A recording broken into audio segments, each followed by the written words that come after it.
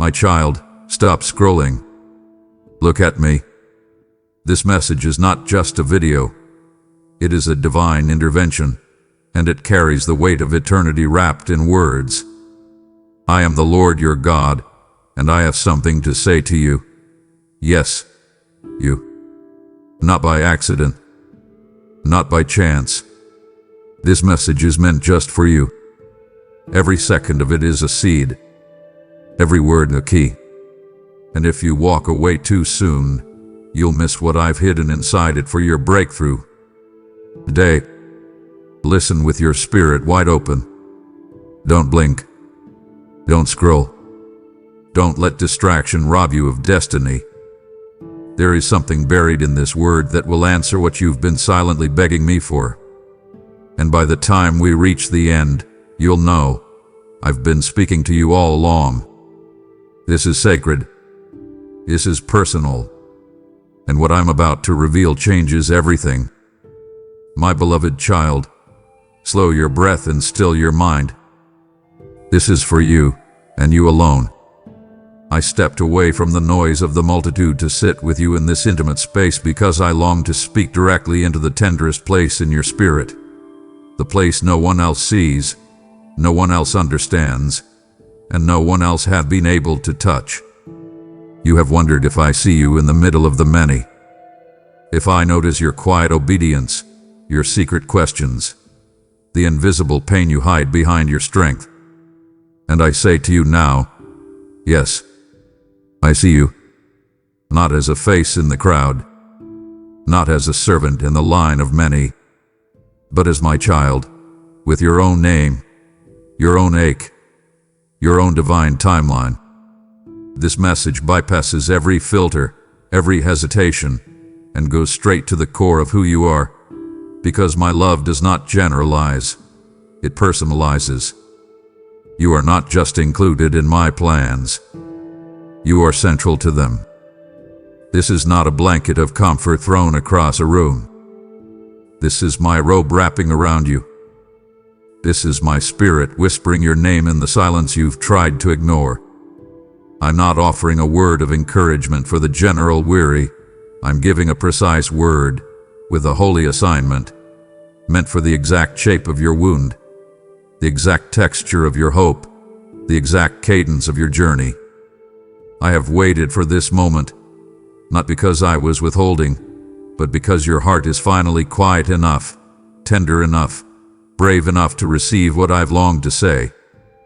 You are not overhearing a prophecy meant for someone else.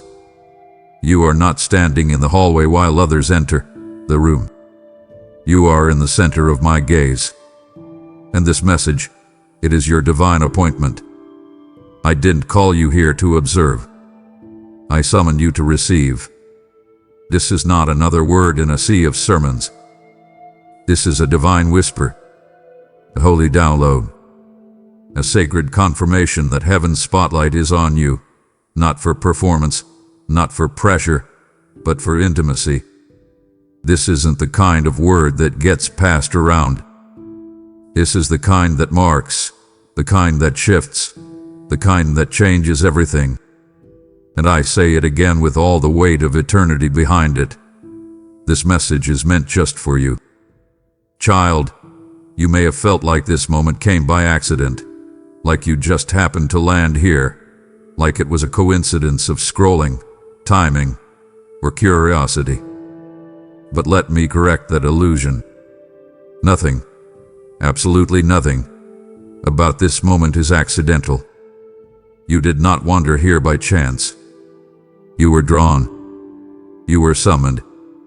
While you thought you were moving on your own, my hand was weaving through the timelines, rerouting distractions, disrupting delays, guiding you here with surgical precision. You clicked. You paused. You leaned in. But I planned. I orchestrated. I aligned heaven's clock with your heartbeat so this divine collision could occur at the precise moment your soul was weary enough to listen, open enough to receive, and desperate enough to need what I've been holding back until now. You didn't just stumble upon this. You were scheduled for this. etched into eternity. This moment bears your name like a signature sealed in holy ink. I want you to grasp how intimately I have engineered this encounter. While others rushed through their day, blind to the spiritual weight around them, I paused everything to speak to you. Yes, you. Not to a crowd. Not to a faceless multitude. You.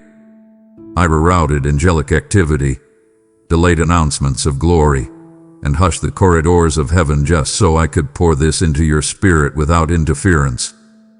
This moment, this sacred second, is not ordinary. It's orchestrated. It's drenched in destiny. It carries the scent of your calling and the sound of your name whispered in divine chambers.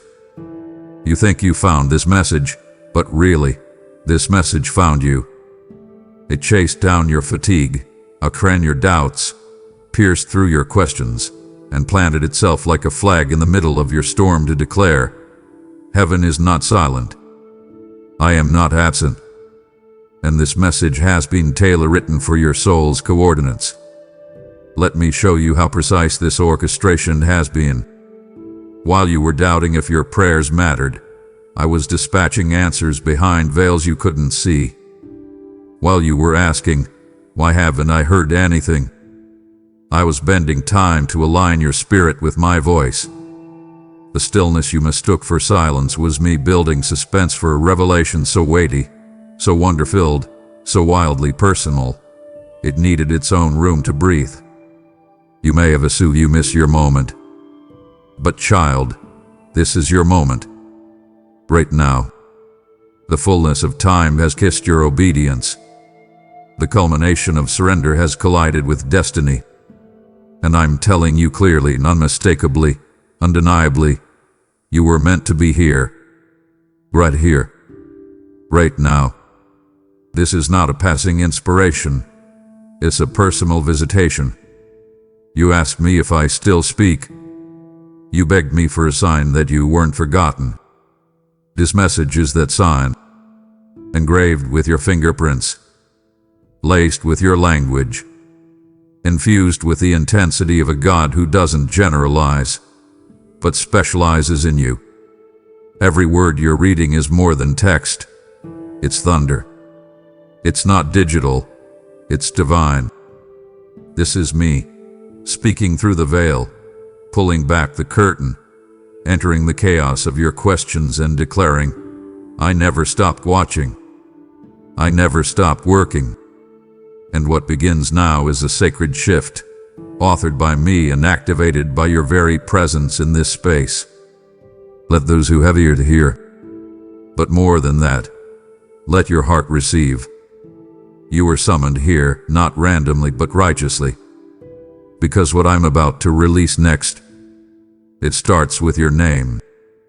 I have watched you, my beloved, in the quiet corners where no applause exists, where no one claps for your courage because no one sees the cost you're paying.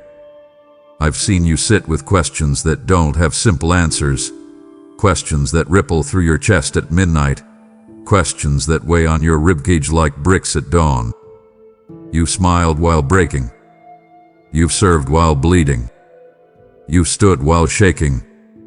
And still, you've wondered if I noticed, if I saw, if I cared. Let me say it now, with no shadow of hesitation. I have. Every tremble in your voice when you whispered, God, are you still with me? Was captured in the hollows of my hands. Every tear you wept into your pillow was caught like a priceless gem and stored in the treasury of my throne. You haven't just been heard, you've been held.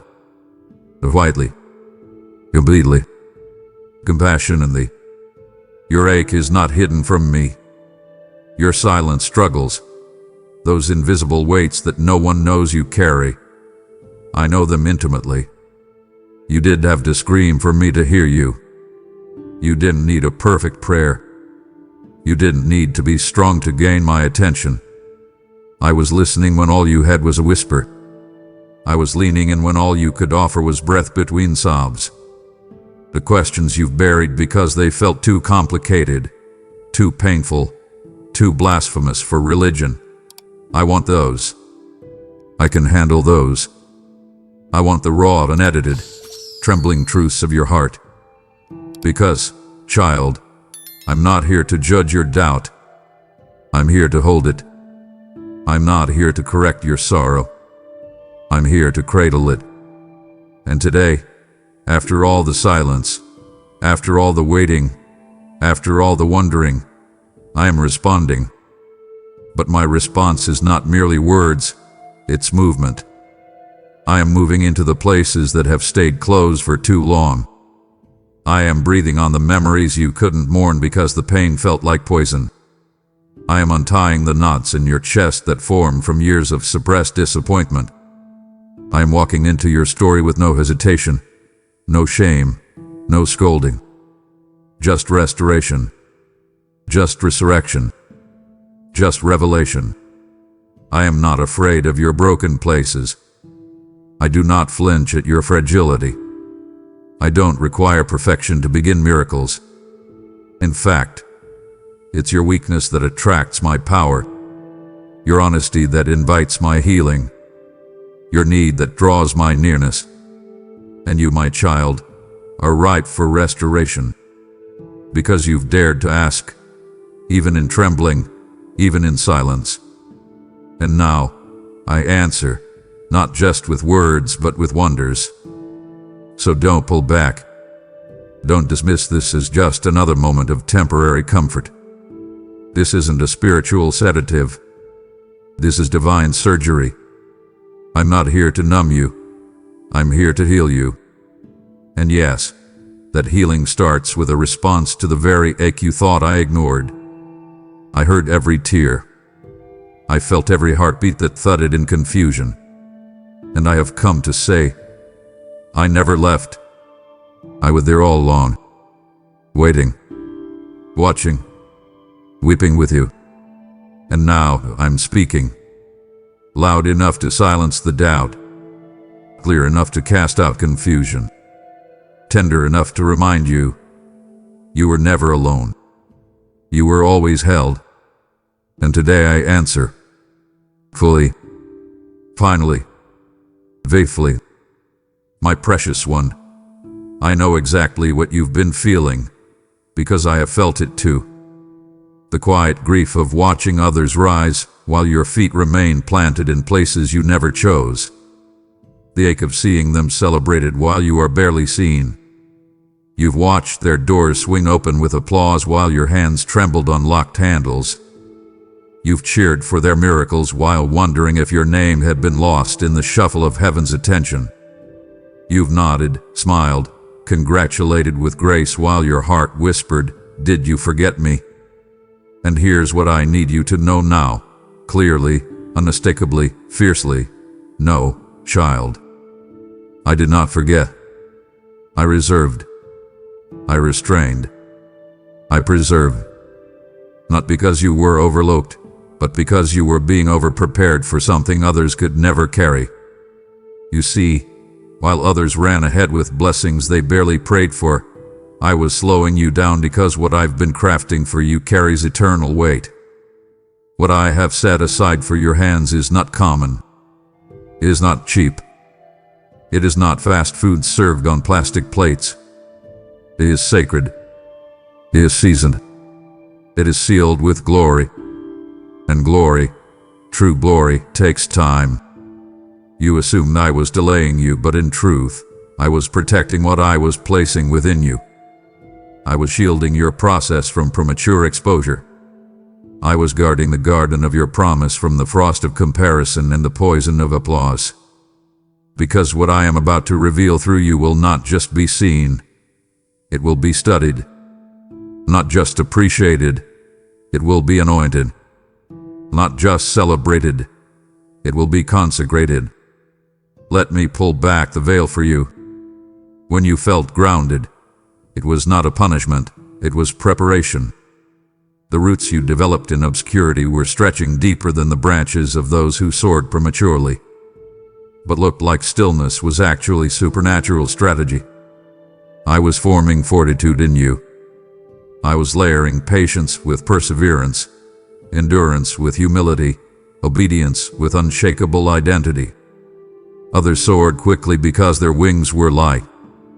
But you, child, have been built to carry weight. You were designed not to flutter, but to fly with force. And now that the time has come, the release will not be a ripple, it will be a divine eruption. Not just momentum, but movement. Not just breakthrough, but birthing. This was never about being forgotten. This was always about being set apart. So I say to you with all the love in my heart, lift your eyes. Your season is not passing you by. It's just been protected for its precise unveiling. While you wept in the waiting, I was watering your roots. While you worshipped in silence, I was writing your scroll of impact. And now, you will understand why I withheld, why I waited, why I allowed delay to walk with you like a shadow. Because when this next wave comes, and it is coming, it will carry a power so unmistakable, so undeniable, so clearly marked with my fingerprints, that not one soul will be able to say you made it happen. No marketing. No favor from men. No backstage deals. Just me. And you. And the fruit of a process that could not, and would not, be rushed. You've heard encouraging words before. Blanket messages meant to comfort anyone who might be listening. But I want you to feel this in your bones, in your breath, in your bloodstream. This message is not generic. It is surgical. It is not mass-produced. It is divinely handcrafted. What I'm saying to you right now has been chiseled in the private place of my presence, not scribbled together from second-hand hope. This is not something I recycled for reuse. This is something I reserved just for you. Because the battle you've been facing, the weight you've been carrying, the spiritual warfare that's been raging behind the curtain of your smile, I see all of it. And I have been silent not because I had nothing to say, but because I was perfecting exactly what needed to be said, in exactly the way your heart would finally hear it. Let me speak directly to the private war, the one no one knows you're in. The heaviness that comes in waves you can't explain. The tension in your chest that tightens when you lie in the dark, pretending everything is fine. I know. I see. I hear the groans you haven't put into words. The prayers that don't sound pretty, but carry more weight than sermons.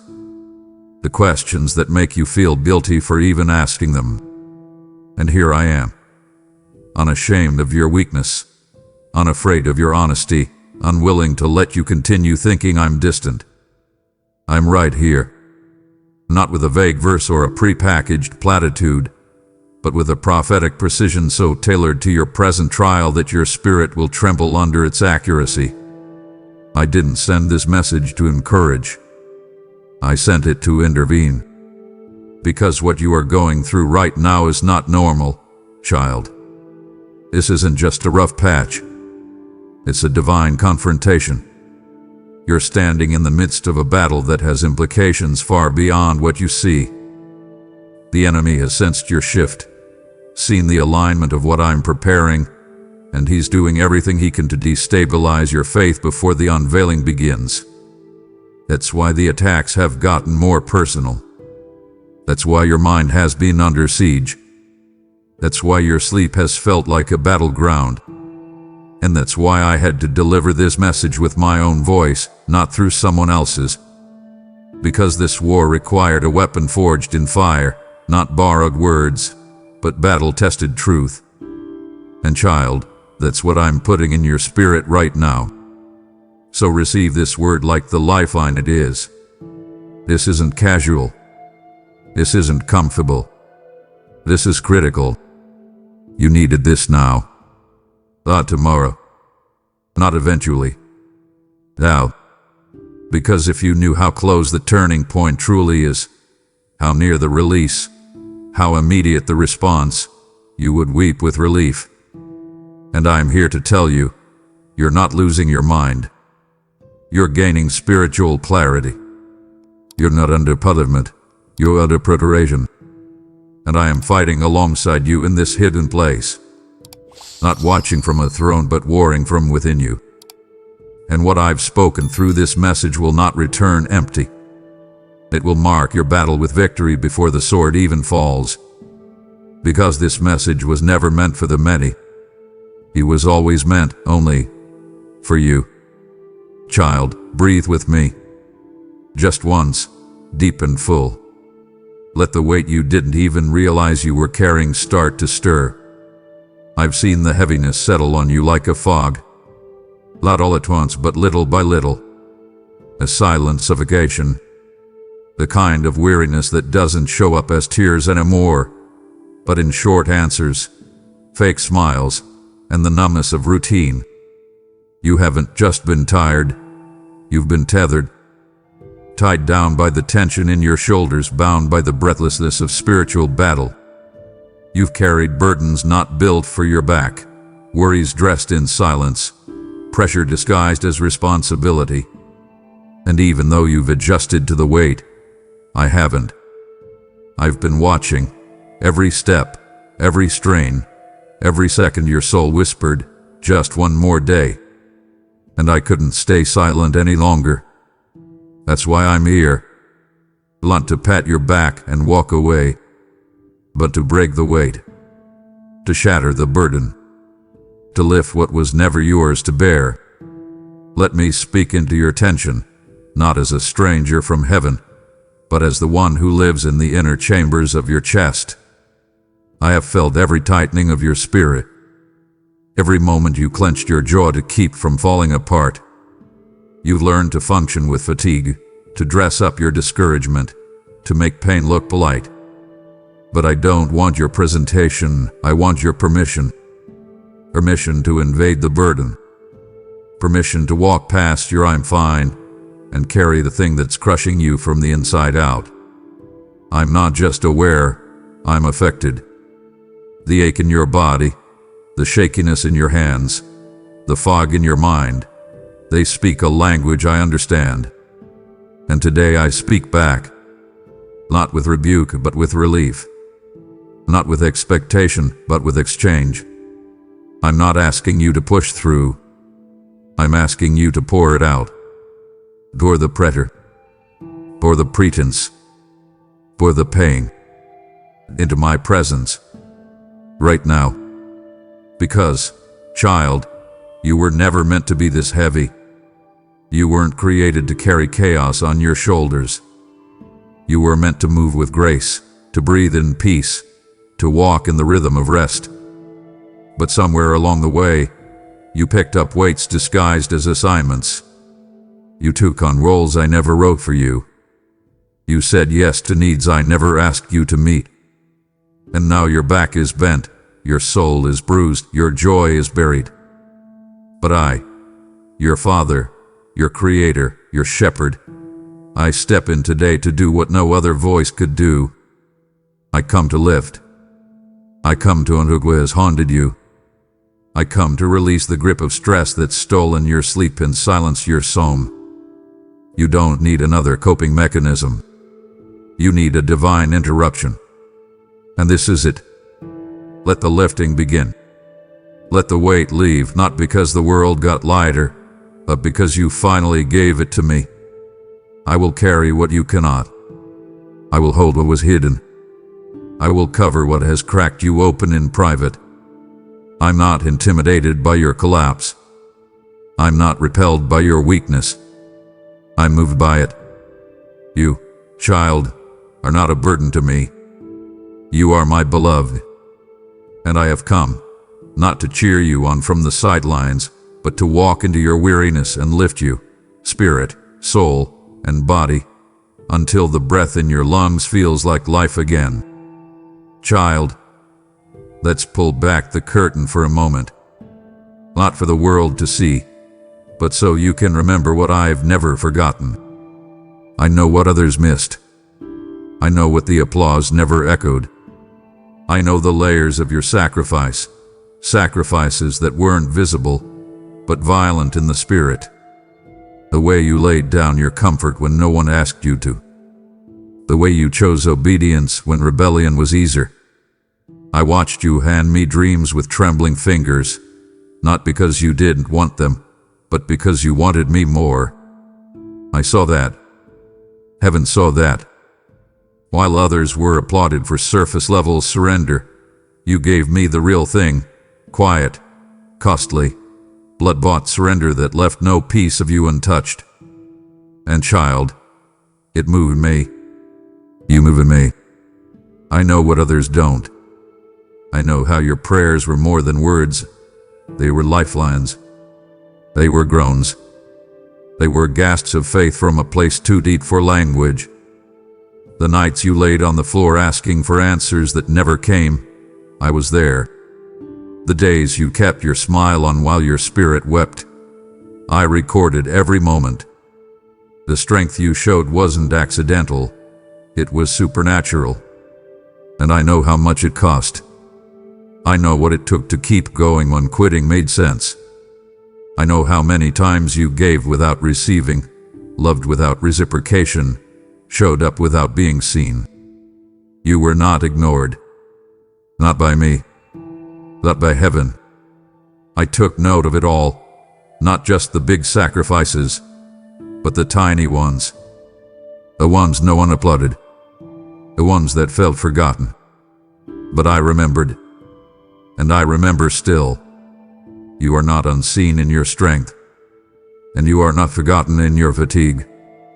You, my child, are the kind of warrior the world doesn't recognize, but heaven reveres. You fought battles without a spotlight.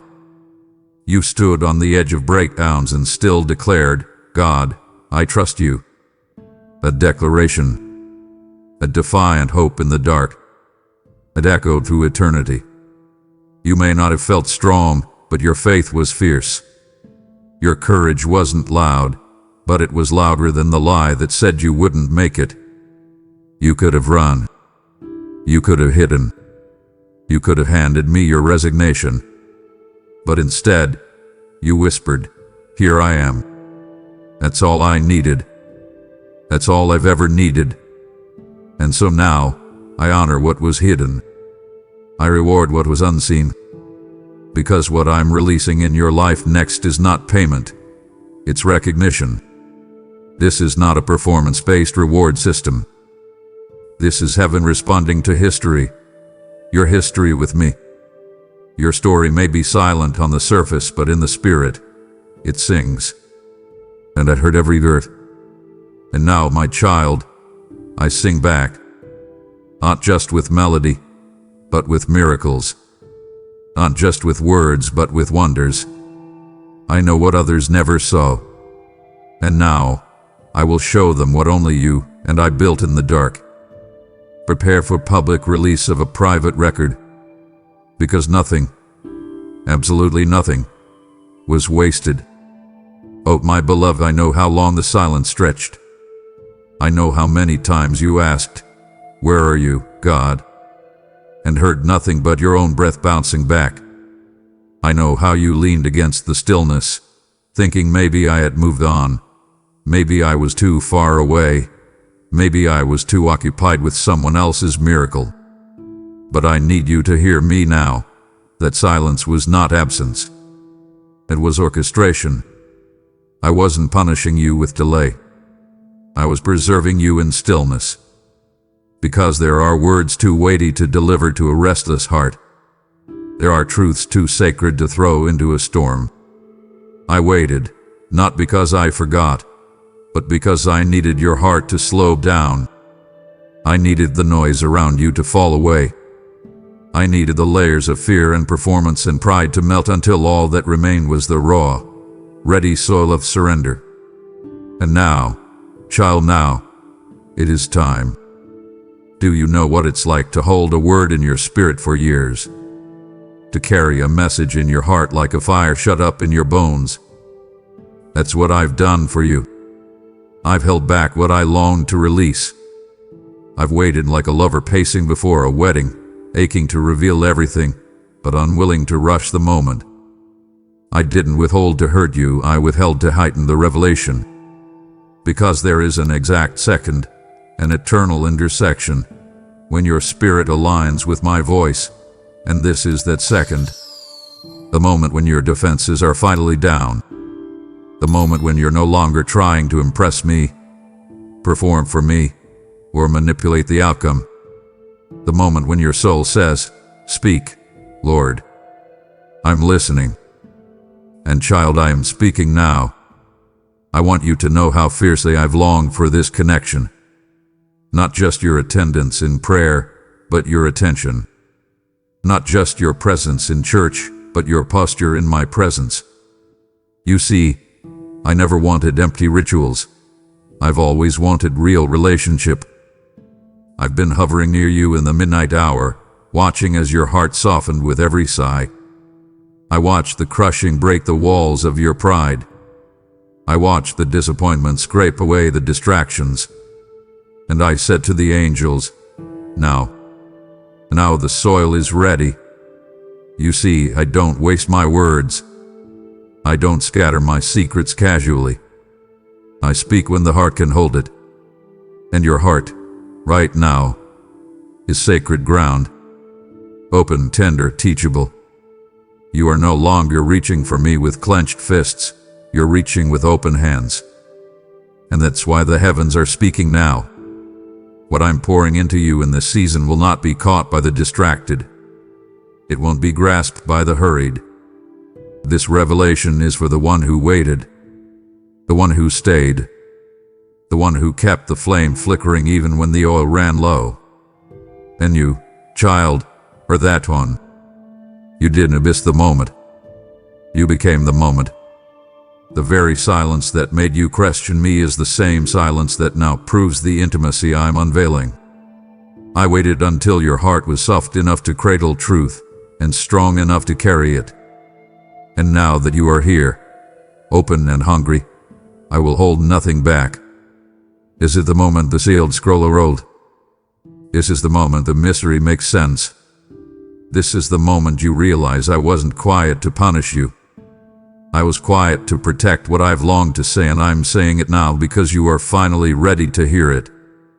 While you paced the floor, whispering prayers and wondering if I heard them, I was at my desk, pen in hand, scroll unrolled, ink pouring purpose across your timeline. You assumed I wasn't answering, but I was authoring. I was not quiet out of neglect. I was quiet because I was composing something eternal. What I've been writing behind the scenes isn't just a sentence. It's a shift. It's not just a response. It's a resurrection. You called it silence, but it was sacred scripting. Every comma of delay, every ellipsis of confusion, every blank page of stillness. It was all preparation for a paragraph of promise that will break the back of every lie spoken over you. And now, I'm turning the page. The ink is dry. The chapter is ready. And your name is on every line. You see, child, when I write, I don't just create content. I construct covenants. I don't draft with doubt. I decree with destiny. You've been flipping through your life, wondering when the breakthrough would appear. But I was writing the kind of breakthrough that takes longer because it lasts longer. I was scripting something that wouldn't need fixing, redoing, or rescuing. What I've been preparing doesn't come with strings attached or side effects. It's not borrowed favor. It's not fragile grace.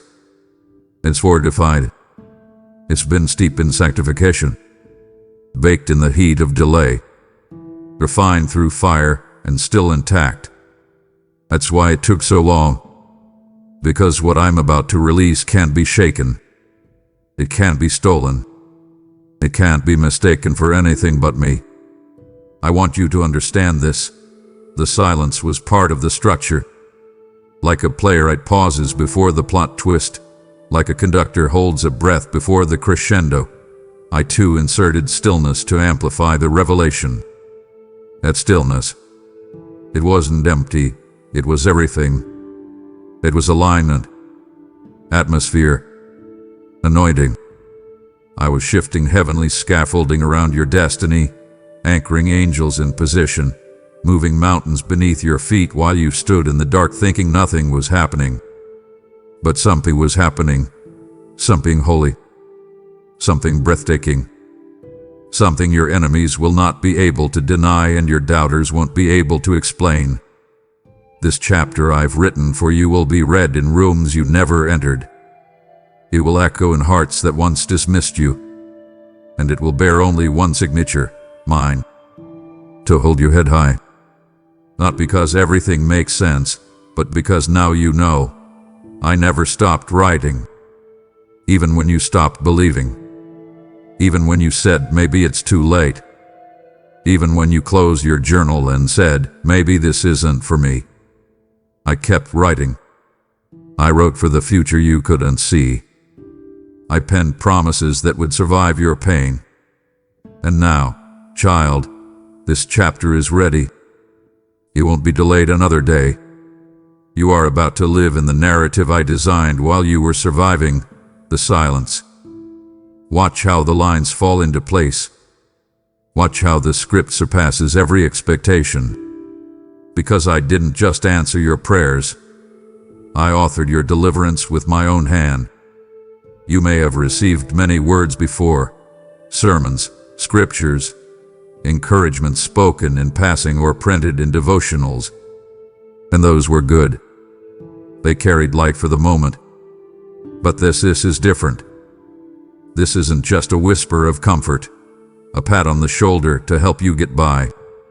No, this is a divine summons, a call wrapped in command, a holy interruption that carries weight, purpose, and power.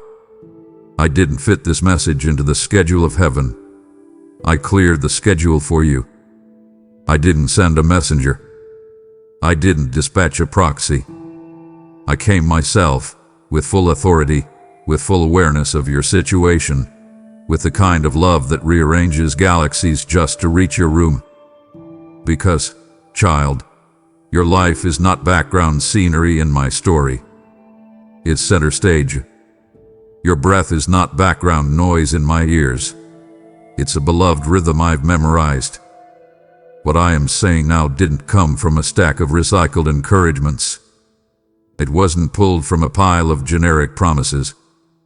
This word is born out of my desire to invade your moment with meaning. You are not overhearing someone else's prophecy.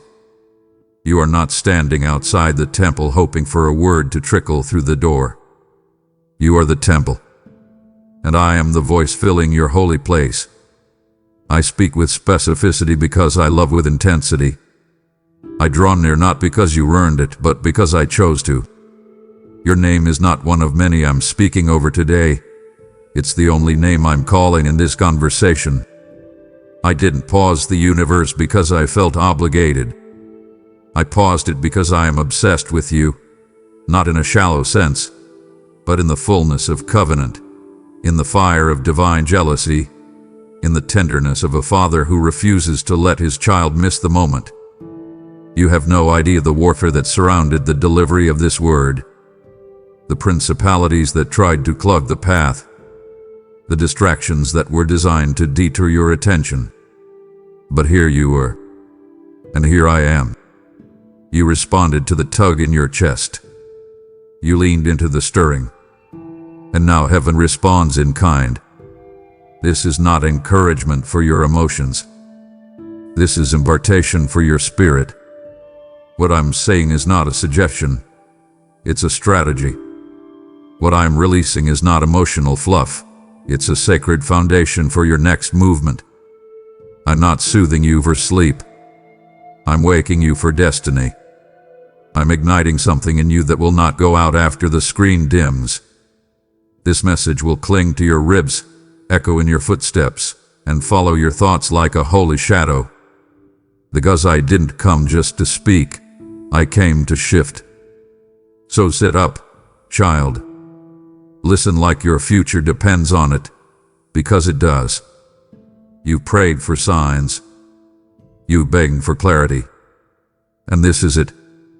The summons hath been delivered. The words have been carved into your timeline. The silence has been shattered. And now, what you do with what I say next will not just affect the moment, it will shape the momentum. I have cleared the schedule of eternity to meet you here. Do not treat this as common. This is consecrated ground.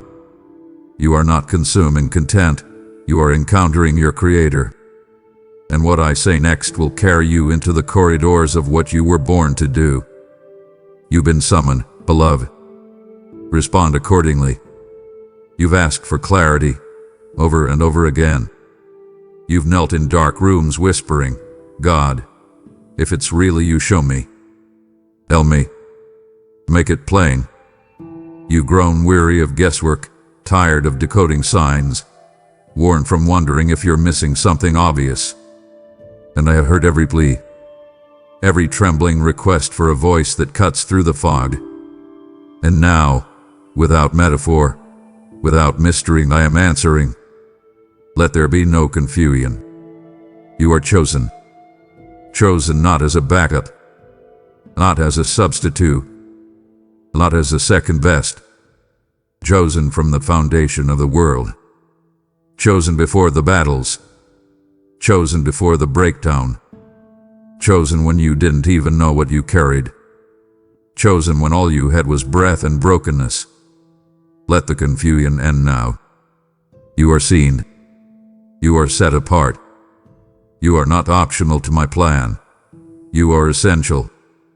And yes, I know what you've been telling yourself. Maybe I'm too late. Maybe I missed it. Maybe I messed it all up. But child, hear me now. You didn't miss it. I don't choose based on your perfection. I choose based on my purpose. And my purpose still has your name on it. You're not being included out of pity. You're being positioned out of prophecy. You are not a filler in the story. I built whole chapters around your obedience. And no matter how many times doubt has tried to disqualify you, I have already stamped you with my seal. The seal doesn't fade under pressure. It doesn't disappear in failure. It doesn't loosen in storms. You are mine. My joys. My delight. My instrument of impact. And now, child, I'm clarifying what religion complicated and what pain distorted. I want you. You see, the enemy loves to confuse what is already confirmed. He whispers lies in the language of logic. If you were really chosen, you'd feel more confident by now. If you were essential, things wouldn't be so hard. But child, the cross was not a crown of comfort. It was a sign of commitment. Being chosen doesn't mean easy. It means eternal. It means enduring. It means walking with a fire in your bones and a target on your back. And you've done that. Even with trembling hands, even with questions clouding your clarity, you kept walking. That is why I'm confirming it now. Not through vague encouragement, not through mystical signs, but through direct, divine speech. You are chosen. You are seen. You are essential. So rise in this clarity. Walk like you're commissioned. Pray like you're backed by heaven. Speak like the earth has been waiting for your voice. Because it has. You carry something no one else can release. That's why hell fought you so hard. That's why doubt chased you so fiercely. But I am driving a stake in the ground today. A holy exclamation point on a season of questioning. No more wandering in circles. No more guessing. This is clarity. This is confirmation. And it comes with command. Step into your assignment. Because, child, I did not call you by accident. I called you on purpose. And now I've confirmed it with power. My beloved, yes, you. I need you to hear this with every fiber of your weary heart. The difficulty you've endured hasn't been pointless. The pressure wasn't random. The tension that's followed you from season to season, tightening like an invisible rope around your hope, was not a cruel twist of fate. It was preparation. You've mistaken the resistance for rejection. You've interpreted the battles as a divine no. But child, they weren't barriers to keep you out. They were blessings to build you up. You weren't being broken as punishment. You were being processed for purpose. Because what's coming next, the door that's about to open, the platform that's about to rise, the shift that's about to fall into place, requires more of you. Not more perfection, but more capacity. And capacity doesn't come through comfort. It's carved in the crucible. This is why the tears didn't make it stop. This is why the prayers didn't fast forward the process. Because I wasn't just preparing circumstances around you. I was preparing you for the circumstances. I needed to stretch you without snapping you, to deepen you without drowning you. The tension was never about torment. It was about training. Spiritual muscle doesn't grow in ease. It grows in endurance. And you, child, have been enduring when no one even knew you were in a fight. You've been pressing through pain others would have used as permission to quit. And now you wonder why it's been so intense, so relentless, so personal. Here is the reason. Because the weight of the next season demands a vessel that's been tested in the fire and proven indestructible. You're not fragile. You're fortified. And the fire didn't fail you. It formed you. Listen carefully. You are about to carry something that can't be carried by the unprepared. I'm trusting you with impact, influence, and intimacy with me that others can't handle. But before I place something that weighty in your hands, I had to strengthen your foundation. I had to remove what was weak, false, or fragile. That's why relationships shifted. That's why doors closed. That's why some prayers were delayed, not denied, but delayed, because I had to get you to the place where you could carry the answer without it crushing your character. I love you too much to bless you prematurely. Because I don't just want to give you the breakthrough, I want the breakthrough to keep you. And now you're ready. I see the shift in your heart. The softness, the strength, the surrender. You didn't realize it, but you've been qualifying in silence. So don't resent the tension, or frame it. It was the stretching of destiny. It was the sacred resistance meant to push you out of comfort into calling. You've been living in the prelude, but now the pages are turning. The weightiness of what's ahead will finally match the depth of what you've been through. You will not carry this next season in your own strength. You will carry it in the supernatural strength you earned in silence. What felt like punishment was the preparation of kings and queens. And you, my beloved, are royalty. So stand tall. This was never about surviving. It was about becoming. And now that you've become, now that you've endured, now the unfolding begins. And now, my child, as this message begins to awaken something holy in you, I extend to you an invitation, not just to receive, but to release. Just as I've whispered that this message is meant just for you, I also say, it doesn't stop with you. There are souls waiting, aching, crying out for a word like this, waiting for a sign that I haven't forgotten them. And you are the one I'm asking to help carry it. He who sows generously will also reap generously, 2 Corinthians 9:6. When you sow into this word, through super thanks, membership, or the giving link below, you are planting holy seed into the soil of eternity. I will multiply it. I will bless it. I will cause it to flow like living water into places your feet will never tread, but your faith will reach. This is more than support. It's a divine alignment. So I say now, sow the seed. Bless what is blessing you, and watch what I will pour back into your life. Child, I know how painful it's been to feel unseen. I know how your heart has burned in the shadows, wondering if I passed you by. You've watched others get picked, promoted, paraded across platforms while you stood backstage, clutching a promise that seemed forgotten. You've cried silent tears, whispering, "God, why not me?" And you've assumed, perhaps even believed, that the silence was rejection. But I speak now to crush that lie once and for all. You were never overlooked. Not for a moment. Not for a breath. What you thought was neglect was actually divine protection. I didn't hide you to harm you. I hid you to prepare you without interference. You see, I was growing something so delicate, so divine, that it required solitude. I didn't want applause to pollute your process. I didn't want premature exposure to distort your direction. I didn't want man's opinions to dilute my instruction. So I wrapped you in stillness, not as punishment, but as preservation. I covered your calling like a seed buried in sacred soil. And yes, you felt buried, forgotten, unused. But seeds aren't thrown away, they are planted. And the darker it seemed, the deeper the roots were growing. You were not ignored, you were incubated.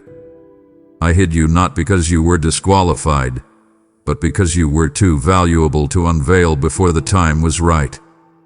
If I had released you too soon, the weight of public scrutiny might have crushed you.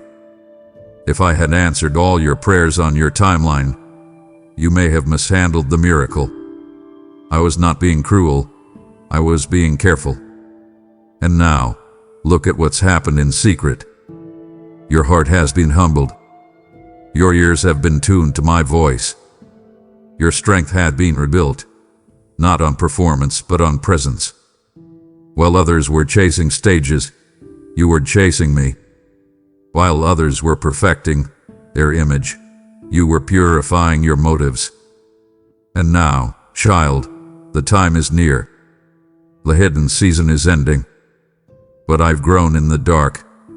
I will reveal in the light. And when I do, no man, no devil, no distraction will be able to take credit. It will be obvious. This was God. So walk with holy confidence. The delay wasn't denial. The stillness wasn't silence. It was strategy. I've hidden you like a treasure. And now, I'm ready to reveal what I've refined.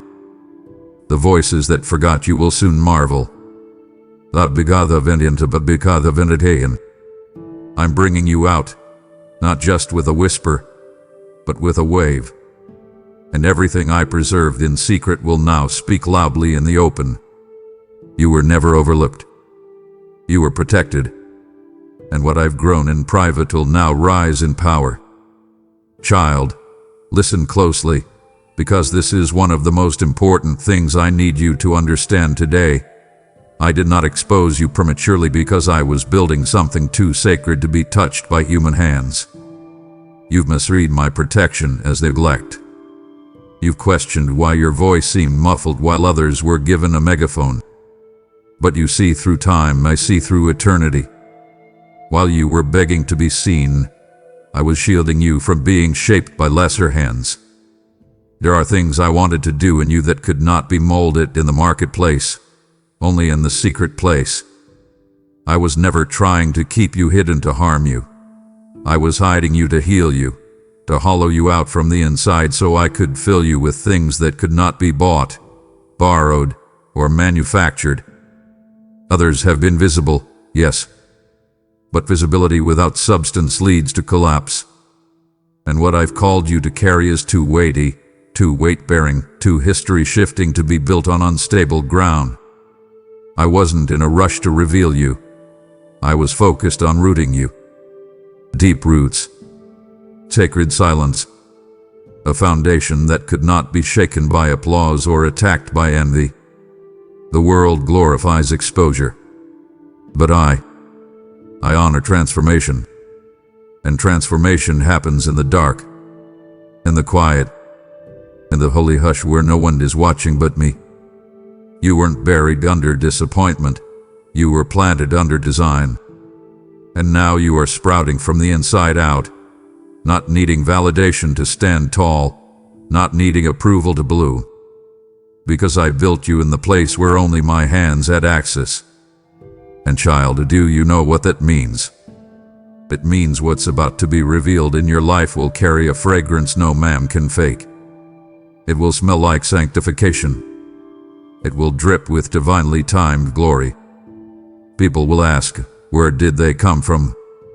And they'll search for the marketing, the platform, the human hand behind it. But they'll find nothing. Because I am the source. I am the strategy. I am the one who molded your mantle in the dark so no one could claim ownership. There is a clarity, a cleanliness, a consecration that comes only from being built in seclusion. And you, beloved, carry that. That's why the enemy couldn't find you. That's why comparison didn't crush you. Because I had you in my grip, in my presence, in my perfect timing, working, refining, forming you like clay in a master potter's hands. So don't ever again call it delay. Don't ever again say you were passed over. You weren't passed, you were preserved. You weren't rejected, you were retooled. And now, as the doors begin to open and the light starts to fall upon what I've been forming, you will see why I did it this way. You will see the beauty of being built in secret, the strength of being sculpted in stillness, and the power of knowing, beyond any doubt, that everything about your unveiling was authored by me alone. That is how I protect my treasures. And child, that is exactly what you are. Child, you've been asking me to bring you out of the storm, out of the struggle, out of the season that has tested your faith to its limits. And I have heard you every time.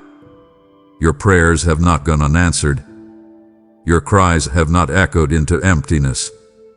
But what I am doing is more than rescue. I don't just deliver from, I deliver into. I'm not just pulling you out of pain, I'm pushing you into purpose. I'm not just saving you from sinking, I'm setting your feet on a stretch of territory you didn't even know belonged to you. This moment isn't about survival, it's about stepping into destiny.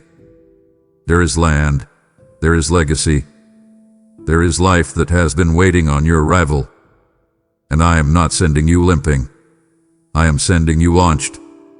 You must understand, deliverance isn't just exit, it's entrance. It's not merely subtraction, it's supernatural transition. When I delivered the Israelites from Egypt, I didn't stop at the Red Sea. I had a promised land in my heart the entire time. And I have one for you too. Your wilderness has felt endless. You've wandered through dry places, wondered why it was so silent, questioned why you couldn't find your footing. But even in the wandering, I was guiding. Even in the barrenness, I was building. I don't let my children go through wilderness without purpose. The delay was divine. The detours were designed. And now, just like them, you are standing at the edge of something holy. A crossing point, a destiny doorway. And I am saying, it is time to enter. You've been delivered from the old. You can feel it. The pull of yesterday doesn't have the same power. The addiction lost its grip. The relationship couldn't follow you here. The fear has lost its fuel. And now, here you are still trembling but still standing. This is the moment I was preparing you for. You are about to be delivered into a season where what you carry will not just sustain you, it will bless others. You are about to speak from scars that once silenced you. You are about to build what once broke you. And the place you're going, it doesn't just need your gifting, it needs your story. Every piece, every tear, every long night of uncertainty, that story has power. not just for you, but for the territory I'm giving you authority over. Because yes, this next place comes with authority. So prepare, child. Not in fear, but in faith. Prepare not to escape, but to expand. The wilderness didn't kill you because it wasn't meant to. It was meant to toughen your skin and tenderize your heart. And now I bring you into what eyes haven't seen, what ears haven't heard. The promotion is not just in platform, it's in presence. You will walk in rooms and change atmospheres. You will speak and shake strongholds. You will move in a grace that cannot be explained. Why? Because this isn't just deliverance, it's divine deployment. You've been delivered from bondage, but now you are being released into blessing. You are stepping out, yes, but more importantly, you are stepping in. Child, I see the weariness in your eyes. I know the heaviness on your heart. You've walked through valleys that bent your knees and strained your spirit. At times, the weight you carried felt like it might fracture you, like the pressure would crush your capacity to continue. You wondered if such constant load meant you were failing, broken, or simply not enough. But my dear one, what you thought was weakness was actually weight-bearing training. I wasn't crushing you. I was crafting you. Each burden that settled across your soul was not meant to break you, but to build you. The load wasn't a punishment, it was preparation. You were being forged, not forsaken. Let me say it clearly. You were not cracked by your circumstances. You were conditioned by them. I set you on that weight-bearing path not to punish you, but to prove to you and to the world that my strength in you is greater than any storm you endured. You see, spiritual depth cannot be developed in deserts of ease. Character cannot be carved on comfortable cushions. I allowed gravitational pressure so your roots would sink deeper into my heart. I granted weight so you learned how to carry my presence without breaking. Each moment of strain, each wobbled step, each breath that felt too heavy served to stretch your capacity, shaping your spine to stand straight under spiritual weight. As you have stood, trembling but unbowed, submitting but not surrendering, you have internalized something the world cannot teach, unshakable strength that is born in the breaking and baptized in resilience. You thought you were just surviving, but I was using every burden, every bruise, every sleepless night to train you to bear my glory, so when the moment came to carry weight not as a victim, but as a victor, you would do so with authority and grace. The weight of your testimony would become the leverage of your legacy. You not just withstand, you withstand and win. And now, dear one, it's time. Stand and remember, the weight you carried prepared the weight you're about to release. Blessings, breakthrough, impact, purpose. Your training wasn't in vain. You didn't go through that to go nowhere. I formed you on the anvil of adversity, so you'd carry divine destiny with confidence. It's not just deliverance, it's demonstration. The heavy has made way for the holy, and the one who was worn is being worn for my glory. My beloved, as you stand here now, you might feel the weight of yesterday's echo still resonating in your soul. You may have carried your old disappointments like an old coat, knowing it doesn't fit, but wearing it because it's familiar, comfortable, and safe. You might still be playing the same old tapes in your mind. Remember when I can't forget how if only this hadn't happened. Stop it, for the sake of your future. I want you to release the rehearsal of your regrets.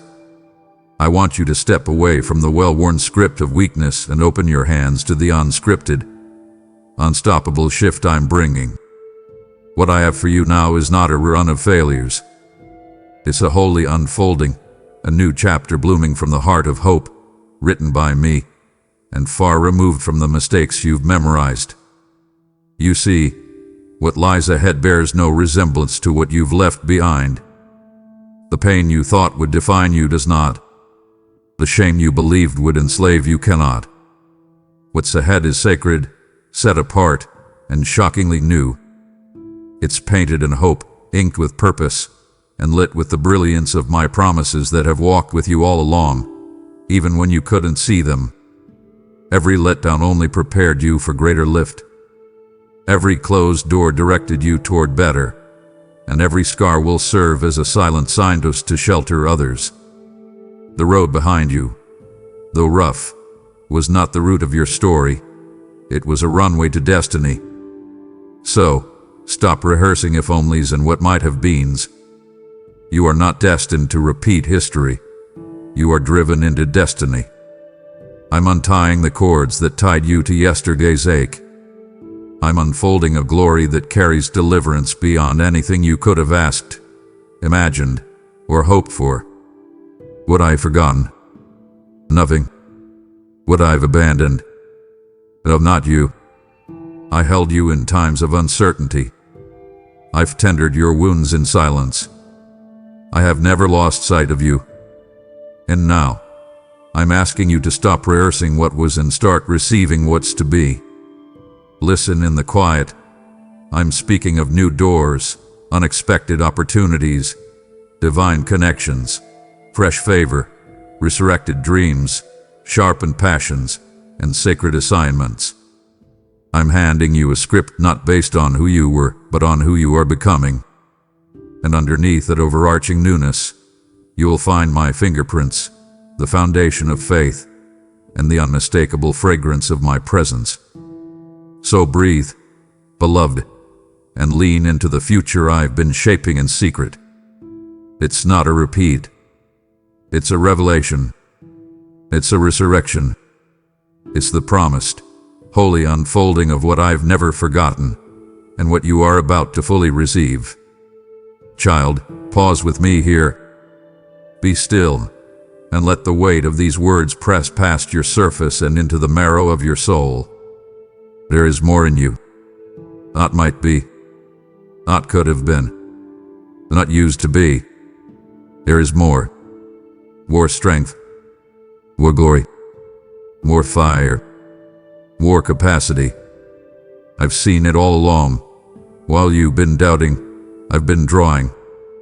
While you've been shrinking to fit into boxes built by fear and past failures, I've been expanding the borders of who you really are. You've only scratched the surface of who I created you to be. And now, I'm awakening that hidden part, the version of you that heaven knows by name, the one you've sensed in glimpses, but never dared to fully believe could rise. Everyone is about to emerge. You've lived too long under labels that never came from me. Not enough. Too much. Too broken. Too late. Lies whispered so often they began to sound like your own voice. But child, that's not who you are. That's not what I placed in you before the foundation of the world. I didn't form you in your mother's womb with limitation. I formed you with divine intent. I stitched your spirit with strands of destiny. I shaped your bones around legacy. And every time you felt yourself buried under self-doubt, I was speaking underneath it all, reminding your spirit of its original design. Because I don't build small. I don't breathe life into mediocrity. I birth miracles. I shape mountain movers. I awaken warriors. And you, my beloved, have been asleep to your true self long enough. What's coming now is not just a spiritual awakening, it's a revealing. I'm pulling the veil off of your identity. The false scripts you followed are being incinerated by my truth. You won't walk like the version you've settled for. You'll walk like the version I dreamed when I dreamed you into existence. Watch how your voice changes, how your confidence rises, how your prayers deepen, how your presence carries authority. Not because you're manufacturing it, but because you're manifesting what I already placed inside you. You're not becoming someone new. You're returning to who you were always meant to be. Heaven is not confused about your worth. I've been waiting for you to finally believe it. To listen now. This is your moment of awakening. Let the old labels fall. Let the self-doubt die. Let the false humility melt in the fire of divine revelation. You are not weak. You are not a mistake. You are not falling behind. You are rising into fullness. You are more than your wounds. You are more than your wilderness. And I, the God who sees all, know exactly who you are becoming. And it's time the world sees it too. Watch me awaken you. Watch me reveal you.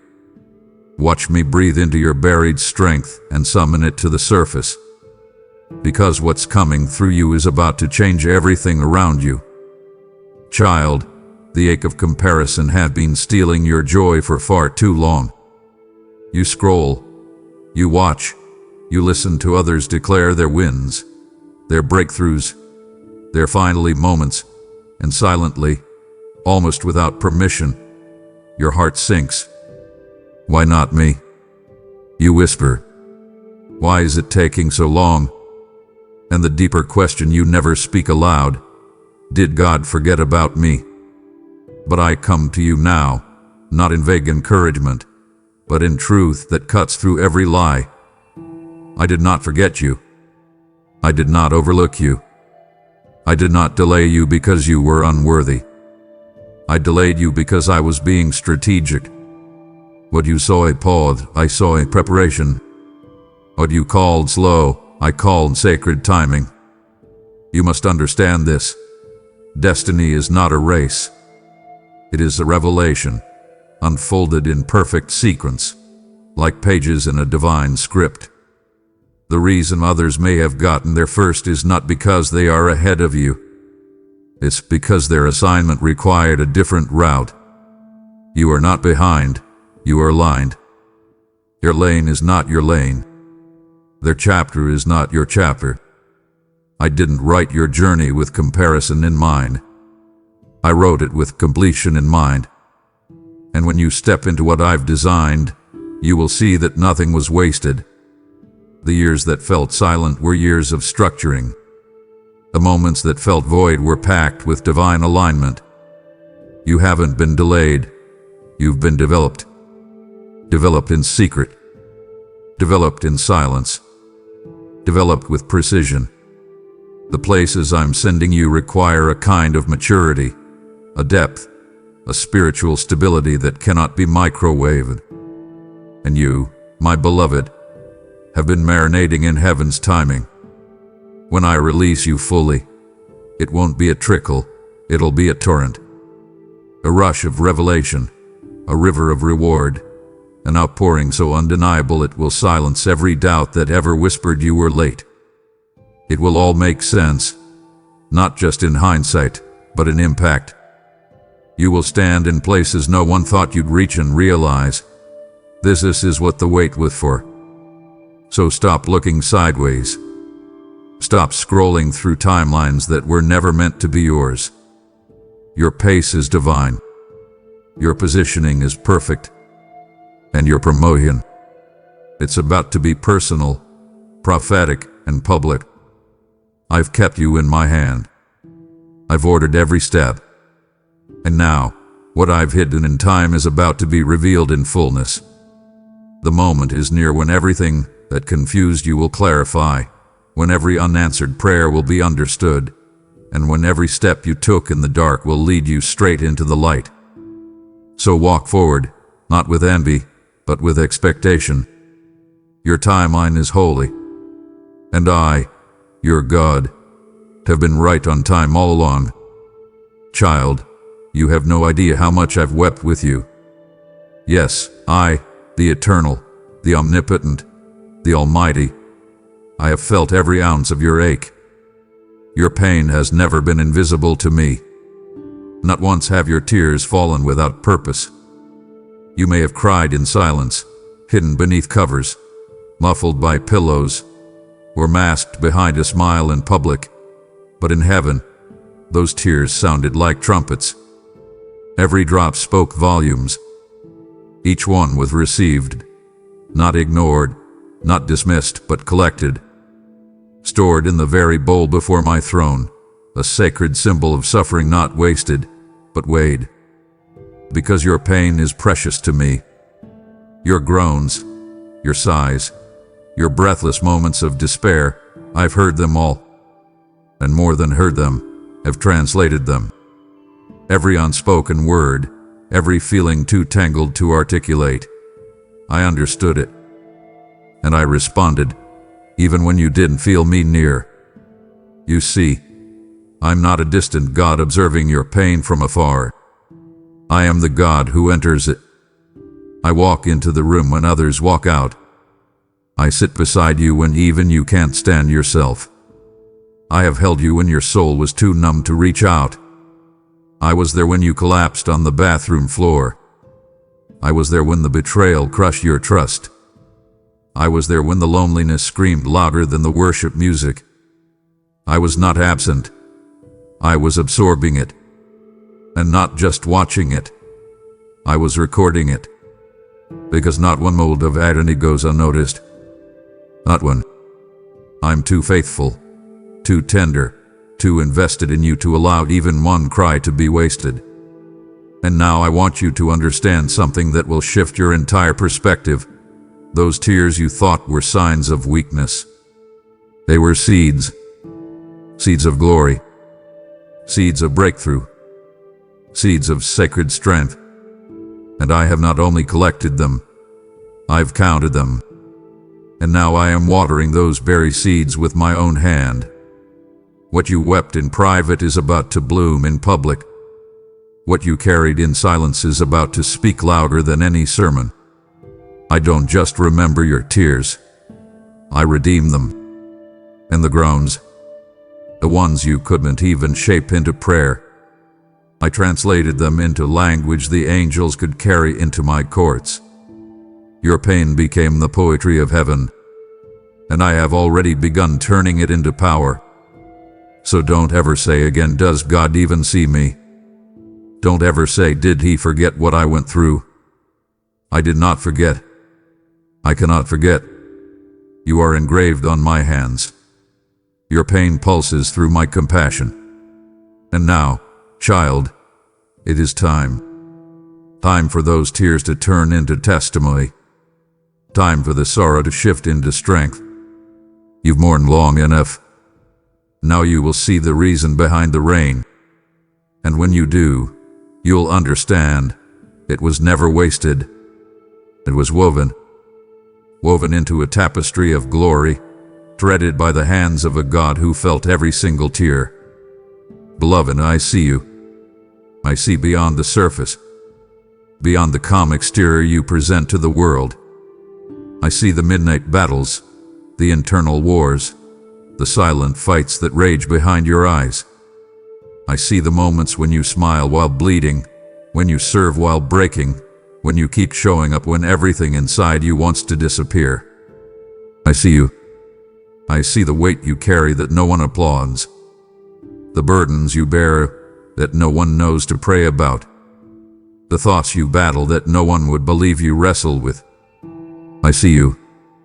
And more than that, I've been standing in front of you this entire time. While you were fighting in your mind, I was fighting in the unseen realm. When anxiety surged like a flood, I was lifting up a standard.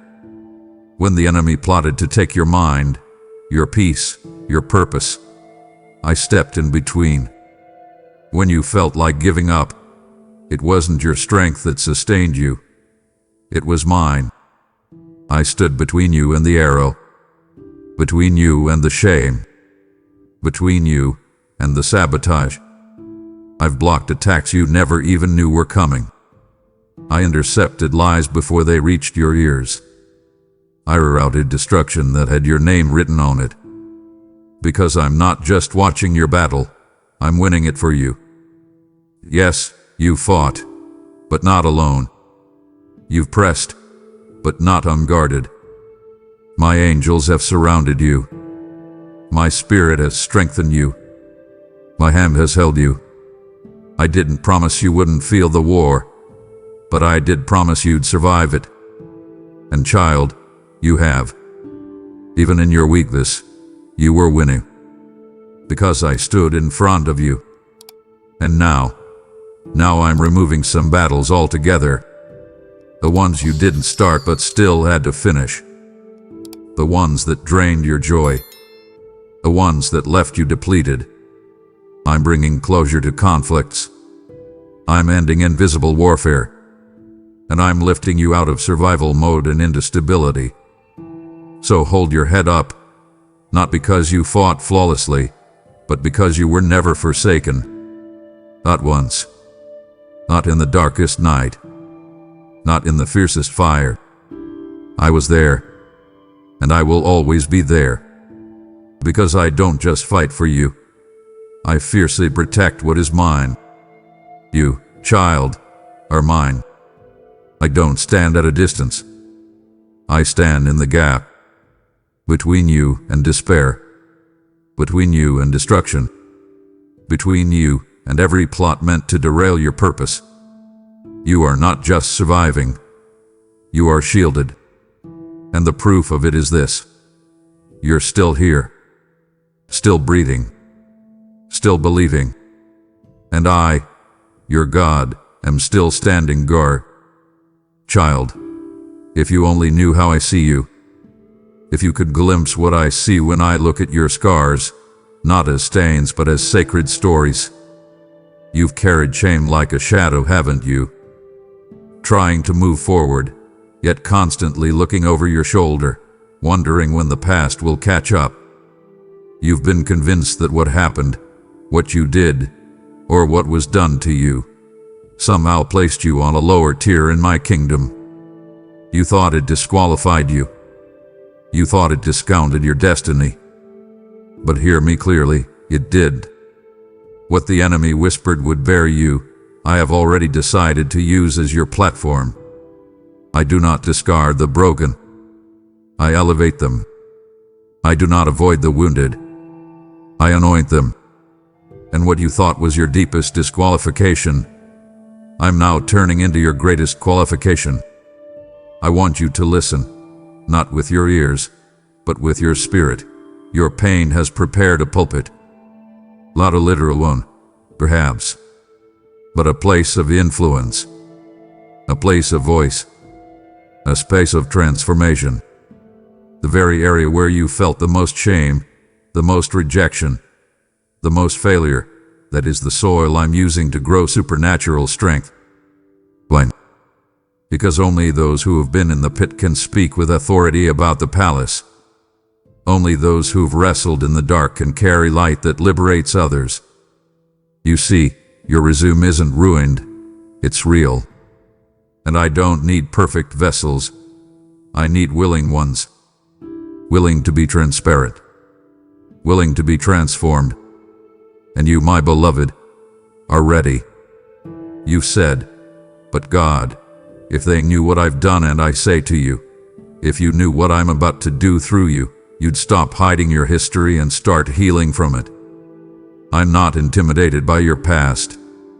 I'm not surprised by your mistakes. I've seen them all, and I still chose you. I still marked you. Still anointed you. I still placed destiny inside your DNA. Because I don't call the Quavine. And your calling, child, has survived hell's attempts to shut it down. That should tell you everything. The attacks weren't proof that you failed. They were proof that you carry fire. And now, I'm igniting that fire for purpose. I'm turning your message into momentum. I'm converting what hurt you into what will heal others. So lift your head. The shame stops here. The silence ends now. No more shrinking to make others comfortable. No more muting your voice because of what you survived.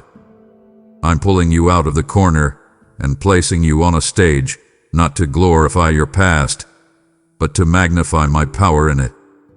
Your disqualification is now your distinction.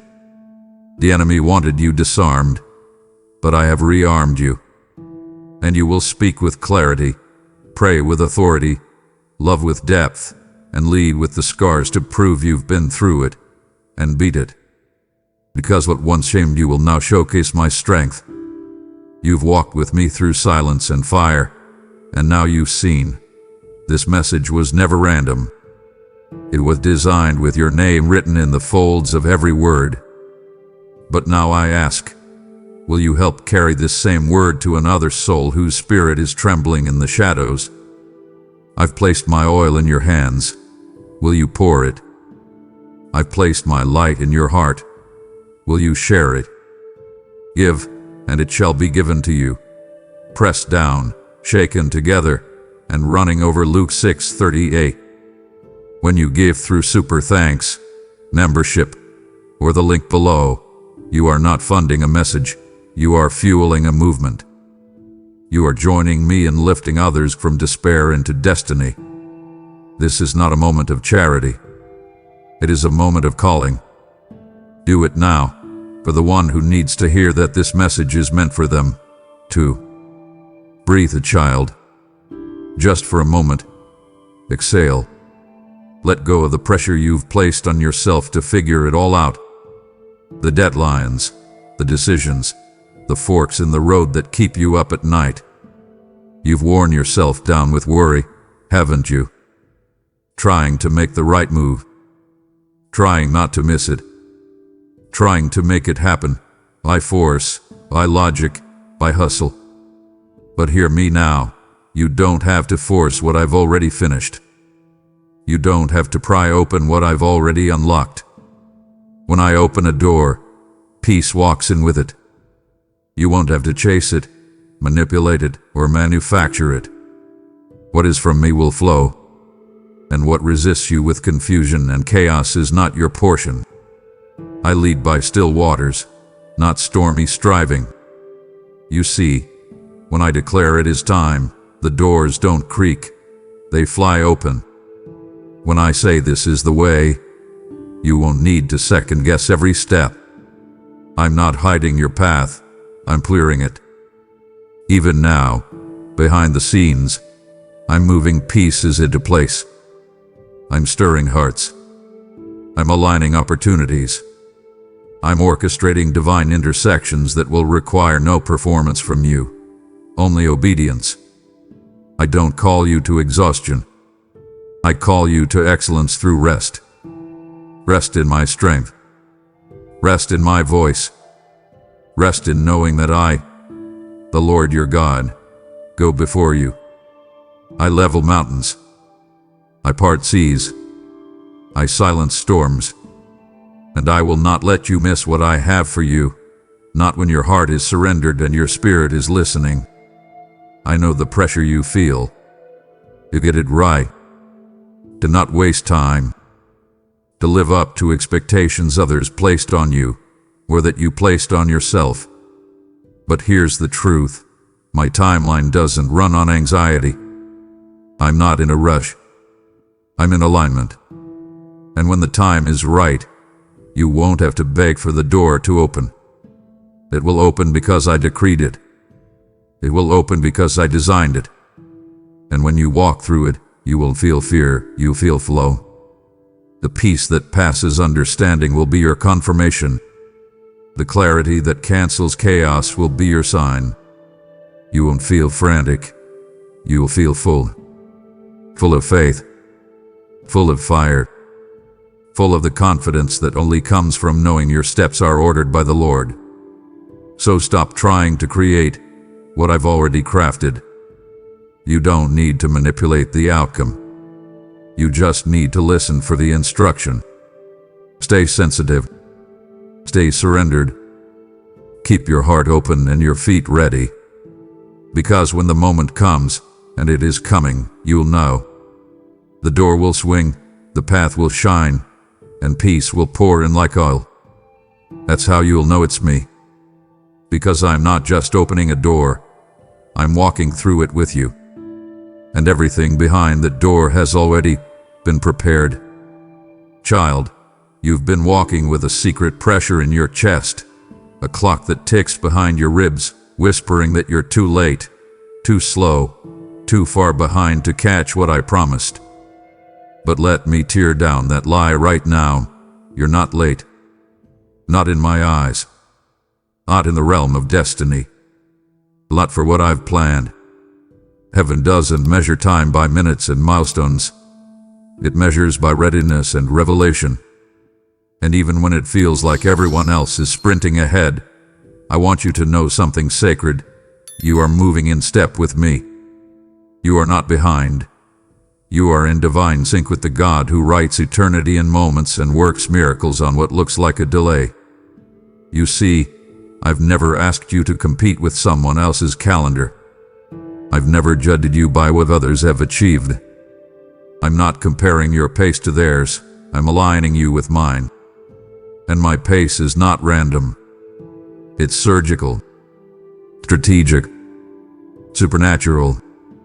I withhold no good thing, but I also will not release what you're not prepared to hold. And that's not cruelty, that's covenant care. I love you too much to allow you to arrive in a promise I'm prepared. So yes, I've slowed you down at times. Yes, I've closed doors when you were ready to run. But not to punish you, to preserve you. Because when the right door opens, it won't require you to run after it. It will open into you. And everything you thought was delay will suddenly look like design. I know you've looked around and wondered, why not yet, Lord? I've heard the quiet doubts, the late night questions, the way you've tried to calculate what went wrong. But I need you to stop measuring yourself against someone else's breakthrough. I've got a lane for you that no one else can run. And when your moment comes, it won't be small, quiet, or delayed. It will be undeniable. It will silence the voices of comparison. It will shut the mouths of doubters. And more than that, it will anchor your own faith. You will look back and realize, if it had happened sooner, I wouldn't have been ready. If I had forced it, I would have forfeited it. But now it fits. It flows. It's favor, not force. So breathe, child. You're not missing it. You're not behind. My hand is still on you. My wind is still beneath you. My voice is still guiding you. And when your suddenly arrives, and it will, you will not be scrambling to catch up. You will be perfectly placed to walk right in. And every waiting season will testify, it was worth it. Every delay will bow to destiny. Every tear will rise as praise. Because you were never late. You were being launched. On my time. In my way. For my glory. Child, I know the ache of what you lost. I know what was taken from you. The dreams that slipped through your fingers. The relationships that unraveled. The seasons that ended too soon. I saw the moments where you held shattered pieces in your hands and whispered, will it ever be beautiful again? And here's my answer, clear and undeniable, yes. But not just restored, resurrected. Not just returned, but reimagined. You see, I don't simply take you back to where you were. I launch you forward into what could only come through the loss. I don't recycle pain. I resurrect purpose. And what I am preparing for you now is not a mirror of what you lost. It is more. You prayed for restoration, and I've heard you. But I'm not interested in bringing back what was if it cannot carry what is now required. So instead of reviving the old, I'm building the new. Think of Lazarus. I didn't resuscitate him, I resurrected him. He did return to sickness. He rose to testimony. And you will too. I'm raising up a version of your life that's built on better bones. Stronger. Wiser. Holier. Rooted not in fantasy, but in faith. Shaped not by fear, but by fire. And every ounce of what was stolen is coming back with interest. Not just double. Exceedingly, abundantly above anything you asked for. I know what they said. that it was over, that you missed it, that the divorce, the betrayal, the mistake, the loss meant your best days were behind you. But they don't write your story, I do. And I am not done. I've only just begun. What you lost may have left you limping, but watch what I do with that limp. I will turn it into a leap. I will take what broke you and build something that blesses others through you. Because I don't just restore seasons, I redeem the whole narrative. And when I breathe into your life again, and I am breathing now, it will carry the unmistakable fragrance of more. So lift your eyes. Stop waiting for the past to return. It's not coming back. And that's good news. Because what's ahead is better than what was behind. The new wine cannot fit in old wineskins. And what I'm pouring into your life now requires fresh faith, fresh vision, fresh expectation. This isn't a return. This is a resurrection. This is divine compensation. This is the kind of restoration that makes hell regret ever touching you. This is the moment where the morning ends and the morning breaks. So open your hands, child. The loss was real, but so is what's coming. And what's coming is more than you dared to imagine. My beloved, I know what it's felt like lately. The quiet has been deafening. The silence, suffocating. You've reached out for signs, prayed for confirmation, longed for direction, and in return, there's been stillness. No thunder, no flash of light, just a holy hush that makes you wonder if I'm still near. But listen to me now, and let this truth become your anchor. My silence is not my absence. The quiet is not punishment, it is preparation. I am not missing. I am not withholding. I am not punishing you with my silence. I'm whispering in ways you've never learned to hear before. You see, I do not always shout. I don't always speak in spectacle. There are times when my voice comes as a roar. Yes, but there are also times when I wrap myself in stillness, like the soft wind that followed the fire for Elijah. Because sometimes, I don't want to impress your ears, I want to immerse your spirit. And in that silence, I'm tuning your senses to notice me in the subtle, to hear me in the pause, to feel me in the mundane. It's in the quiet that faith matures. It's in the stillness that trust deepens. Anyone can follow a voice that shouts, but it takes intimacy to follow a whisper. And child, that's what I've been cultivating in you, intimacy. Behind the silence, heaven has been moving. While you've been waiting, I've been working, and been assigning angels, rearranging circumstances, softening hearts, opening doors you don't even know are being built for you. You see stillness, but I see supernatural strategy. And soon, it will become clear. Suddenly, the silence will break. The answer will come. The path will light up. But when it does, you'll realize it wasn't silence at all. It was sanctification. I was fine-tuning your frequency to hear what others miss. And now, when I speak, it won't just be direction. It will be transformation. So do not despise the quiet. Don't interpret my stillness and distance. I have been right here, closer than breath, leaning in, listening, lifting burdens in the dark, holding you while you wrestled. And when you thought nothing was happening, that was when everything was being aligned. The quiet wasn't abandonment, it was incubation. What I am birthing in you required the womb of silence, the sacred space where only I could speak.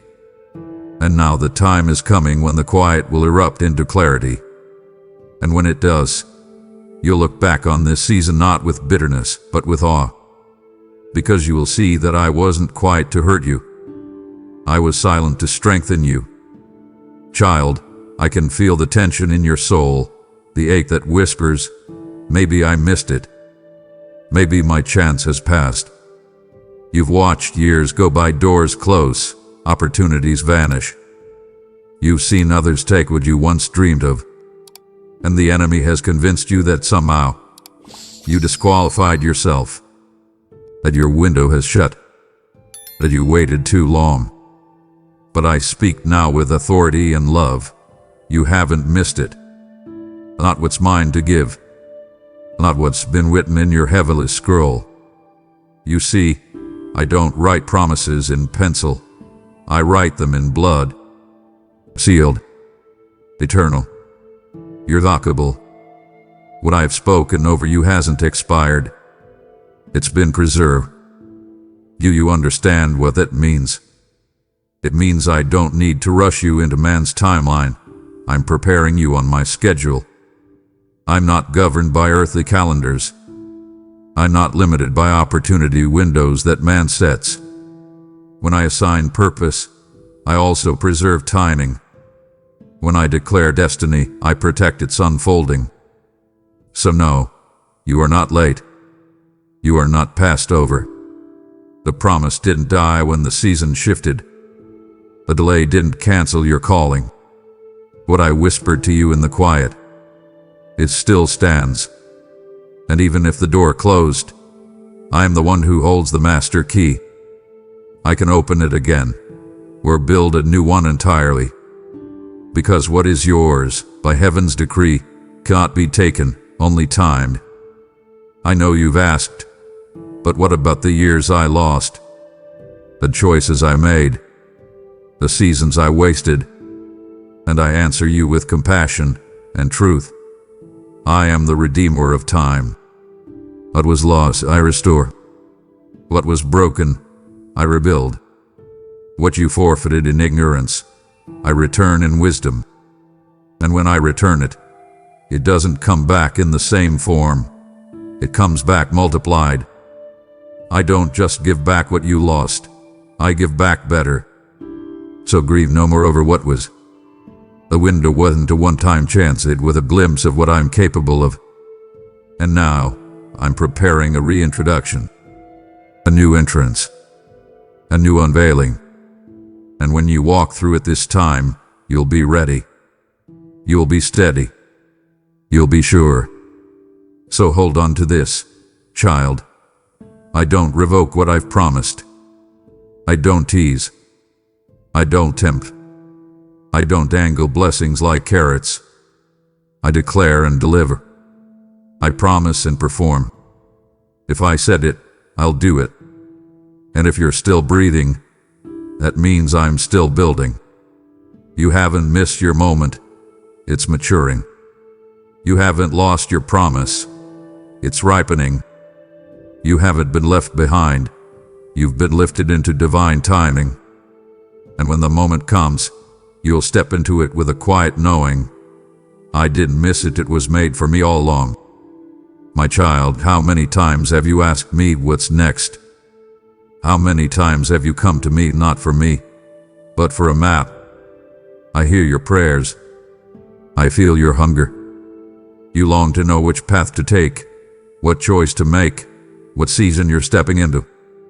And while I delight in giving wisdom, there's something deeper I desire from you first. I want your attention before your direction. I want your heart, not just your hand. I want your eyes on me, not on the outcome. Because what I'm after is not just your movement. It's your mindset, your posture, your presence before mine. You see, I'm not a GPS system you consult only when you're lost. I am your father. I am your friend. I am your first love. I don't just lead roads, I write them. And when you're focused only on the next step, you miss the sacred beauty of the current moment. You're waiting for clarity, but I'm waiting for connection. You're looking for a sign, but I'm looking for surrender. I know the plans I have for you, yes, but I also know the longings I've placed in you, the whispers I've spoken to you in the stillness, and the fire I've lit in your bones. And if you'll stop chasing direction like it's the prize, and start seeking my heart, you'll find the direction embedded in the relationship. Because here's the truth. When you walk with me, you won't need to keep begging for guidance. You'll begin to sense my heartbeat. You'll feel when I turn, and you'll turn with me. You'll move at the speed of trust, not the speed of pressure. And in that stillness, you'll hear my voice so clearly, not just in commands, but in conversation. Not just in answers, but in affection. I'm not silent, child. I'm speaking through the silence. I'm not absent from your confusion. I'm sitting in it with you, waiting for your gaze to lift from the question to the question answerer. So let me be your goal, not your means to a goal. Let me be your first pursuit, not a tool you use to feel safe. Because when I have your attention, your real, uncluttered, undistracted attention, then you'll begin to walk in divine rhythm. Peace will lead you. Joy will confirm you.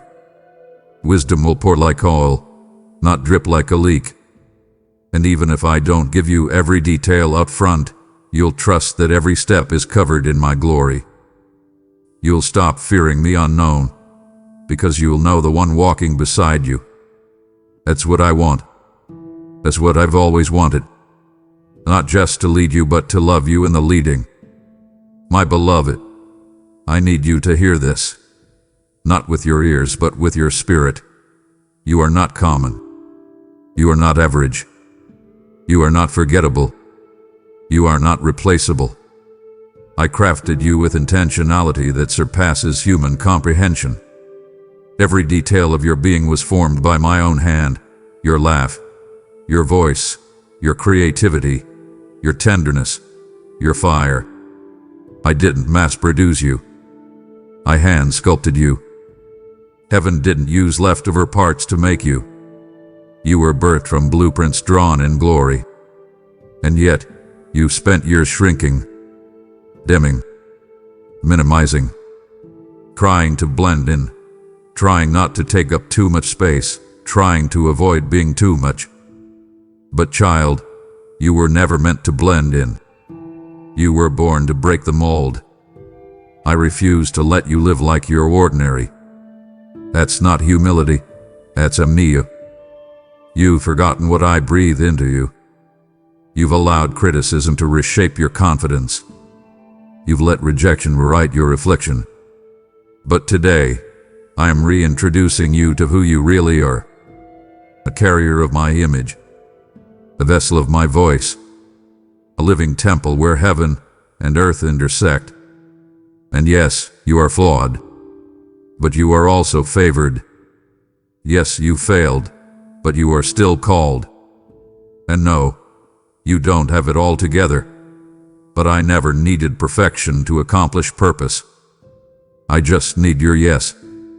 And if you give it, I will take your seemingly ordinary life and infuse it with undeniable glory. Because here's the truth.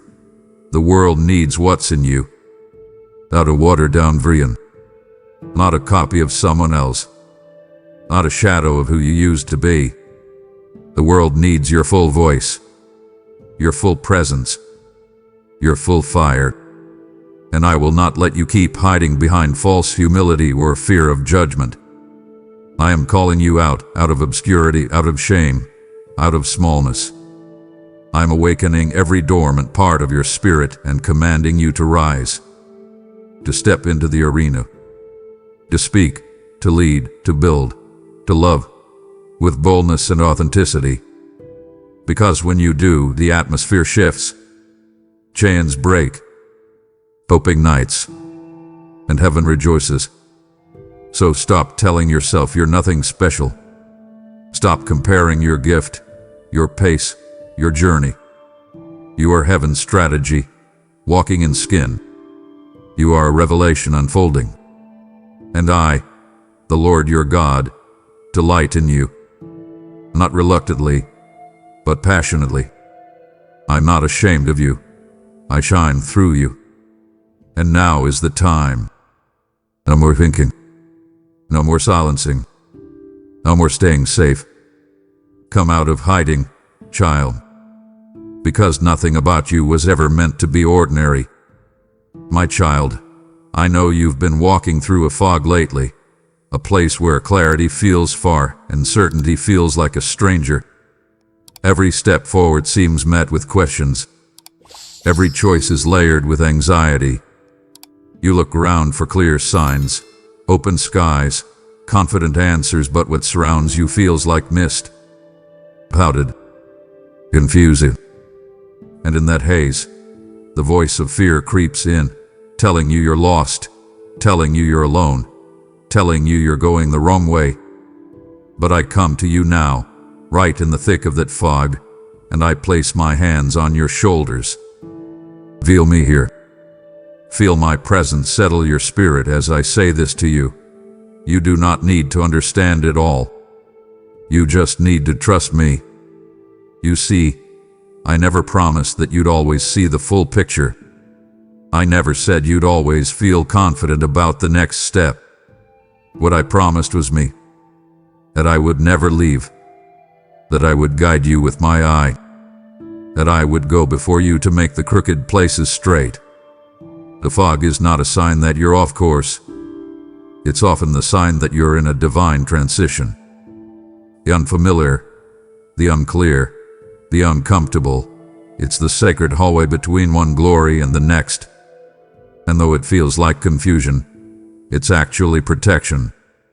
I've blurred your surroundings to force you to fix your eyes on me.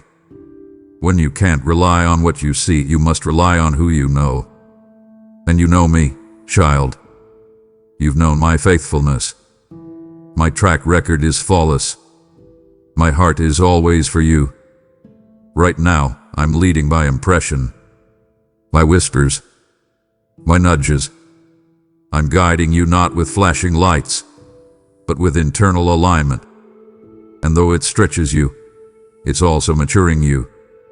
Because faith that only operates in clarity is not faith at all. But when you take the step in the fog, when you obey without a blueprint, when you say yes without a full map, that's trust. And trust is what draws me closest. I am building something deeper in you than direction. I'm building dependence.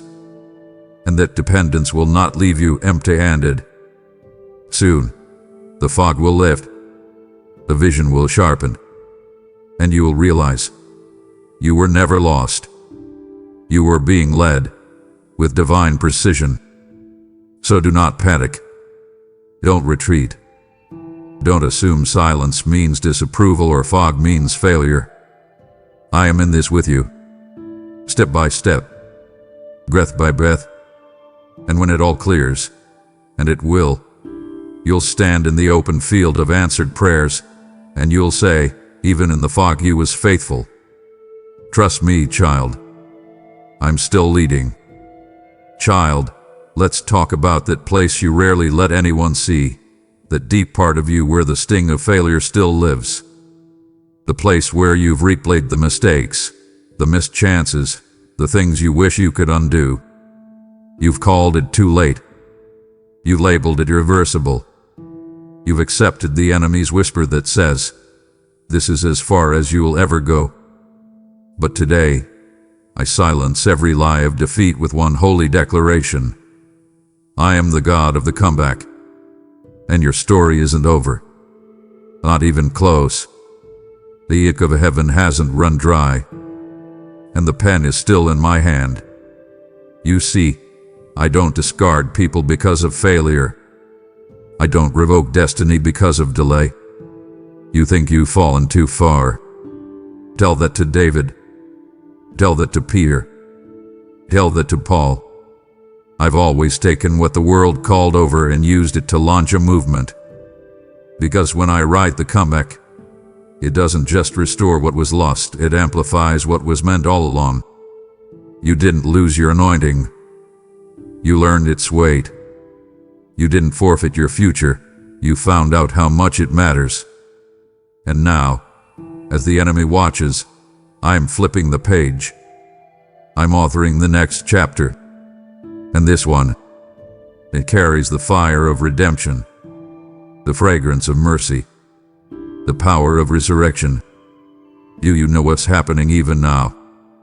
I'm gathering every broken piece, every shattered dream, every painful lesson, every tear-soaked night, and I'm weaving them into a testimony that will terrify hell. The enemy wrote you off too soon. He celebrated too early. But I've always had the final word, and what I'm doing now will not just lift you, it will astonish you. Your fall will define you. Your return will. And it will not be quiet. You will be visible. It will be public. It will be supernatural. I don't restore halfway. I redeem with overflow. So get ready. Dust off the dreams. Reopen the journals. Reignite the vision. I haven't given up on you, and I never will. I don't abandon those I call. I don't regret who I anoint. And though you may have fallen, you are rising now. Not as a victim, but as a vessel, as a voice, as a living, breathing example of what grace can do when it gets the final say. The comeback has begun. And child, the next part of your story will make sense of every page that came before it. My child, this is it. This is the word I've waited to anchor deep into the soil of your soul. I know you've carried promises for years. Some so old, they feel like forgotten whispers. Others so fragile, you stopped speaking them aloud. You believed, then doubted. Hoped they'll hurt. You've stared at the gap between what I said and what you see, and you've wondered if maybe somehow my word expired. But today, I thunder into the very core of your being with this truth. Every promise I made, I will perform. Not a single syllable I've spoken over you will fall to the ground. My word never fails. My word fulfills. Do you remember when I first called you? When that fire sparked in your chest? That wasn't emotion. That was eternity reaching for you. That wasn't imagination. That was divine impartation. And everything I planted in you, I am now bringing to maturity. I'm not a man that I should lie. I'm not a human who forgets or retracts. If I declared it, I'll demonstrate it. If I whispered it, I'll work it. Even now, forces in the unseen are accelerating, lining, activating. And though it's taken longer than you thought, it hasn't been denied. It's been developing, growing in the woo of time. And now, you're about to give birth, not to the version you expected, but to something even greater, even weightier, even more radiant with my glory. You feared that time ruined the promise, that delay disqualified it, that your doubts weakened its power. But I say to you now, not even your doubt can dismantle what I ordained. My word is stronger than your weakness. My purpose outruns your past. I am not done with your story. I am just now flipping the page, and what comes next will redeem every line before it. What I start, I finish. And child, what I started in you is marked with heaven's seal. I finish with fire. I finish with favor. I finish with fulfillment that silences every fear. So breathe. Trust again. Hope again. Dream again. Because the promise didn't die, it was preserved. And now, I am watching over my word to perform it. Not halfway, not partly, fully, with glory, with wonder, with supernatural acceleration. And when it unfolds, you'll lift your hands and say, only God could have done this. Because you will see clearly, it was never about your ability. It was always about my faithfulness. And I am always faithful. You've reached the end of the message, but you've just stepped into the beginning of something sacred. You've heard me call your name. You felt my voice pierce through your weariness. And now I'm asking you to partner with me. Not in theory, but in action. The seed in your hands has resurrection power. When you give, through super thanks, membership, with a giving link below, you are not just giving to a video.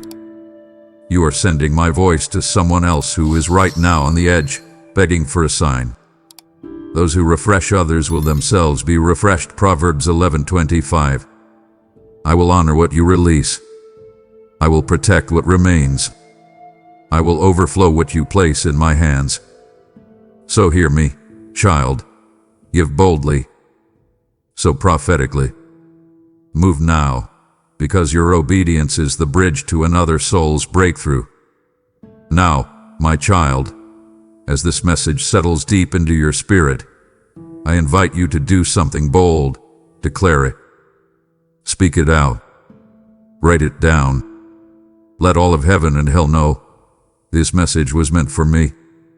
Don't let these words stay silent in your soul. Seal them with your voice. Go now to the comments and type it with faith, with fire, with full conviction. God, I receive this word. It was meant just for me. When you do, you're not just responding. You're aligning with everything I've set in motion. This is your moment of agreement, and your declaration activates what I've already ordained. Now pause.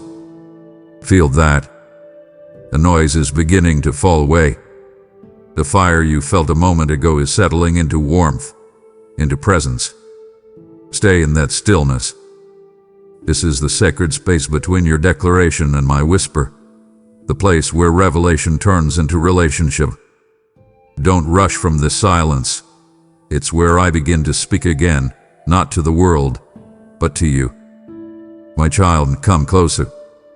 Set down the noise of your day just for a moment. I want to speak to you right where you are. Before the mountains you see were pushed up from the earth, before the oceans knew their boundaries, my love for you already existed. It was not a hope or a possibility, it was a reality, waiting for you. Think about that.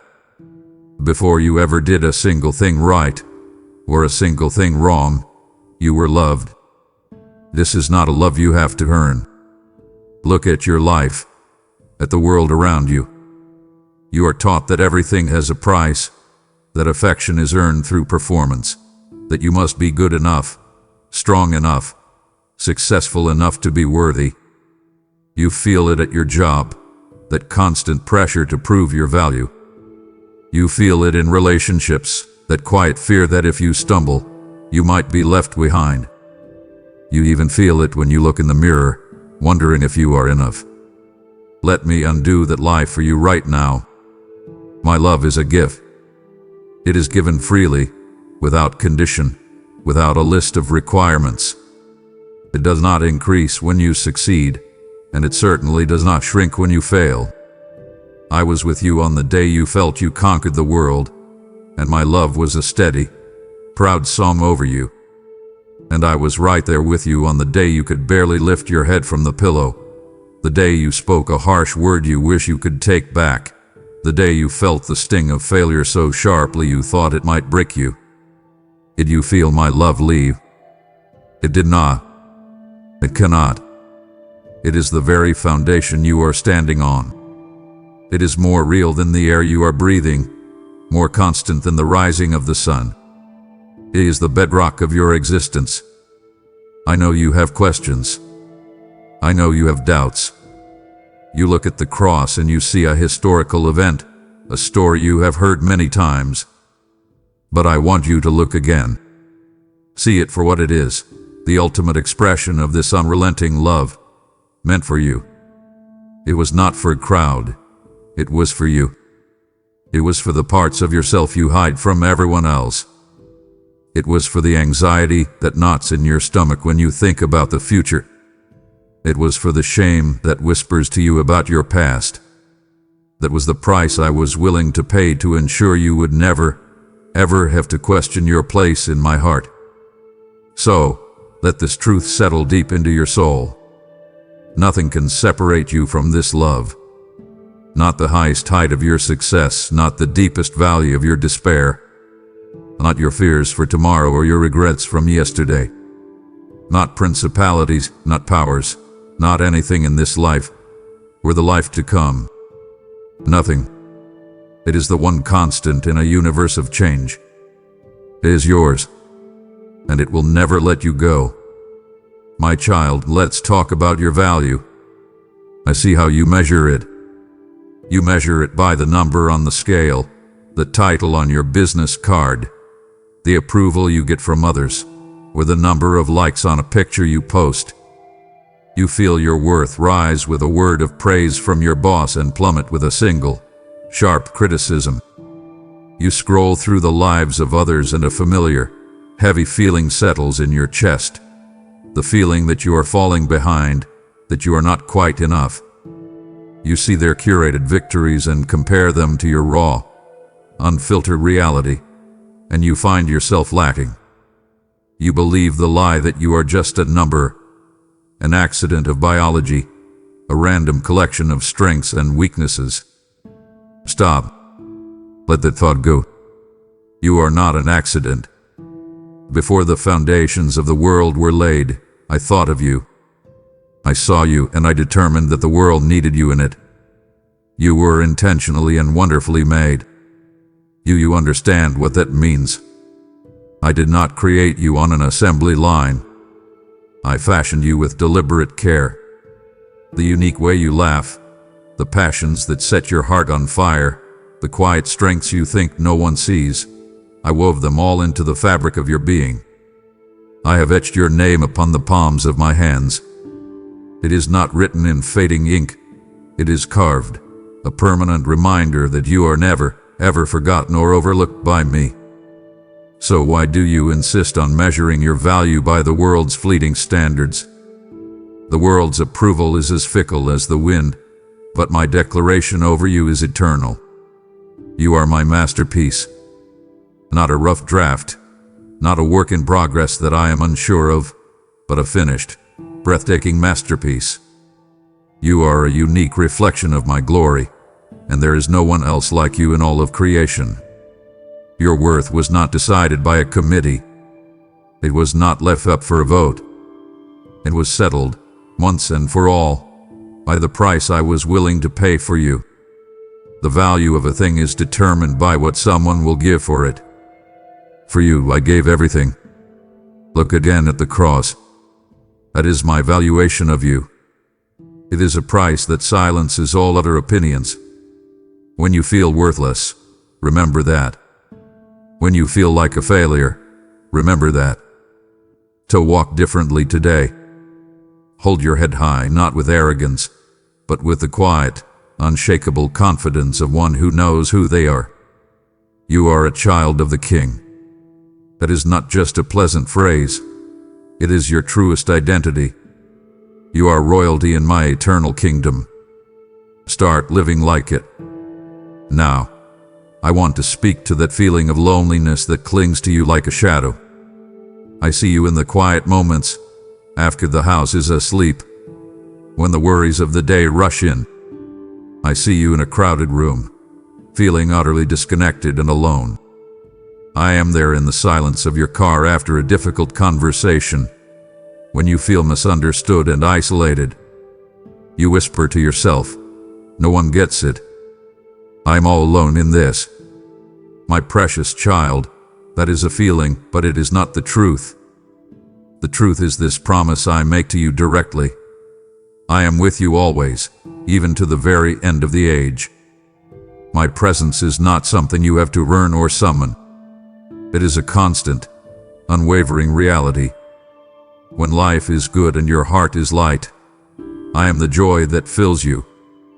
I walk beside you in those green pastures, in the moments of laughter with your family, in the quiet satisfaction of a job well done. My presence is the peace that you feel when you look at a sunset and know that all is well. But that is the easy part to believe. I am also with you when the path disappears and you find yourself in the darkest valley. I am with you in the sterile white of the hospital room. I am with you in the tense atmosphere of the boardroom. I am with you when you are staring at a bill you cannot pay. I am the anchor in that storm. I am the whisper in the overwhelming silence that says, I am here. We will get through this together. You must understand, my presence is not a feeling that comes and goes with your emotions. Your feelings are like waves on the ocean, rising and falling, but my presence is the ocean itself, vast, deep, and always there.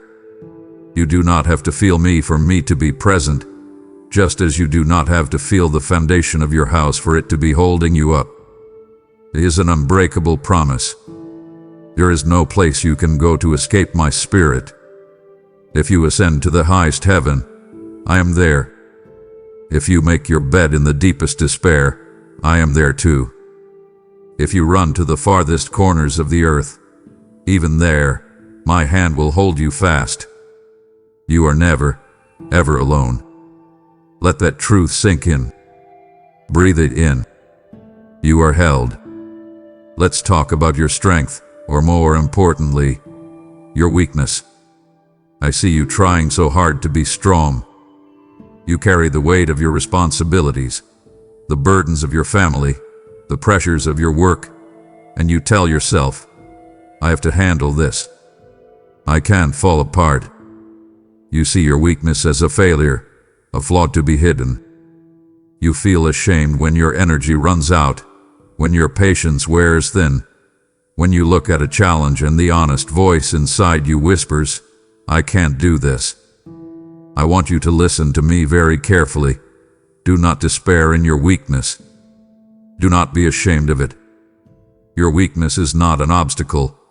It is the very place where my power is made perfect. It is the doorway through which my strength enters your life. When you feel you cannot take another step, that is when I will carry you. When you come to the end of your own resources, you arrive at the beginning of mine. My grace, my divine power and ability is sufficient for you. It is all you will ever need. The world tells you to boast in your strengths, to project an image of capability and control. But I tell you to boast in your weaknesses. Why? So that the power of Christ may rest upon you.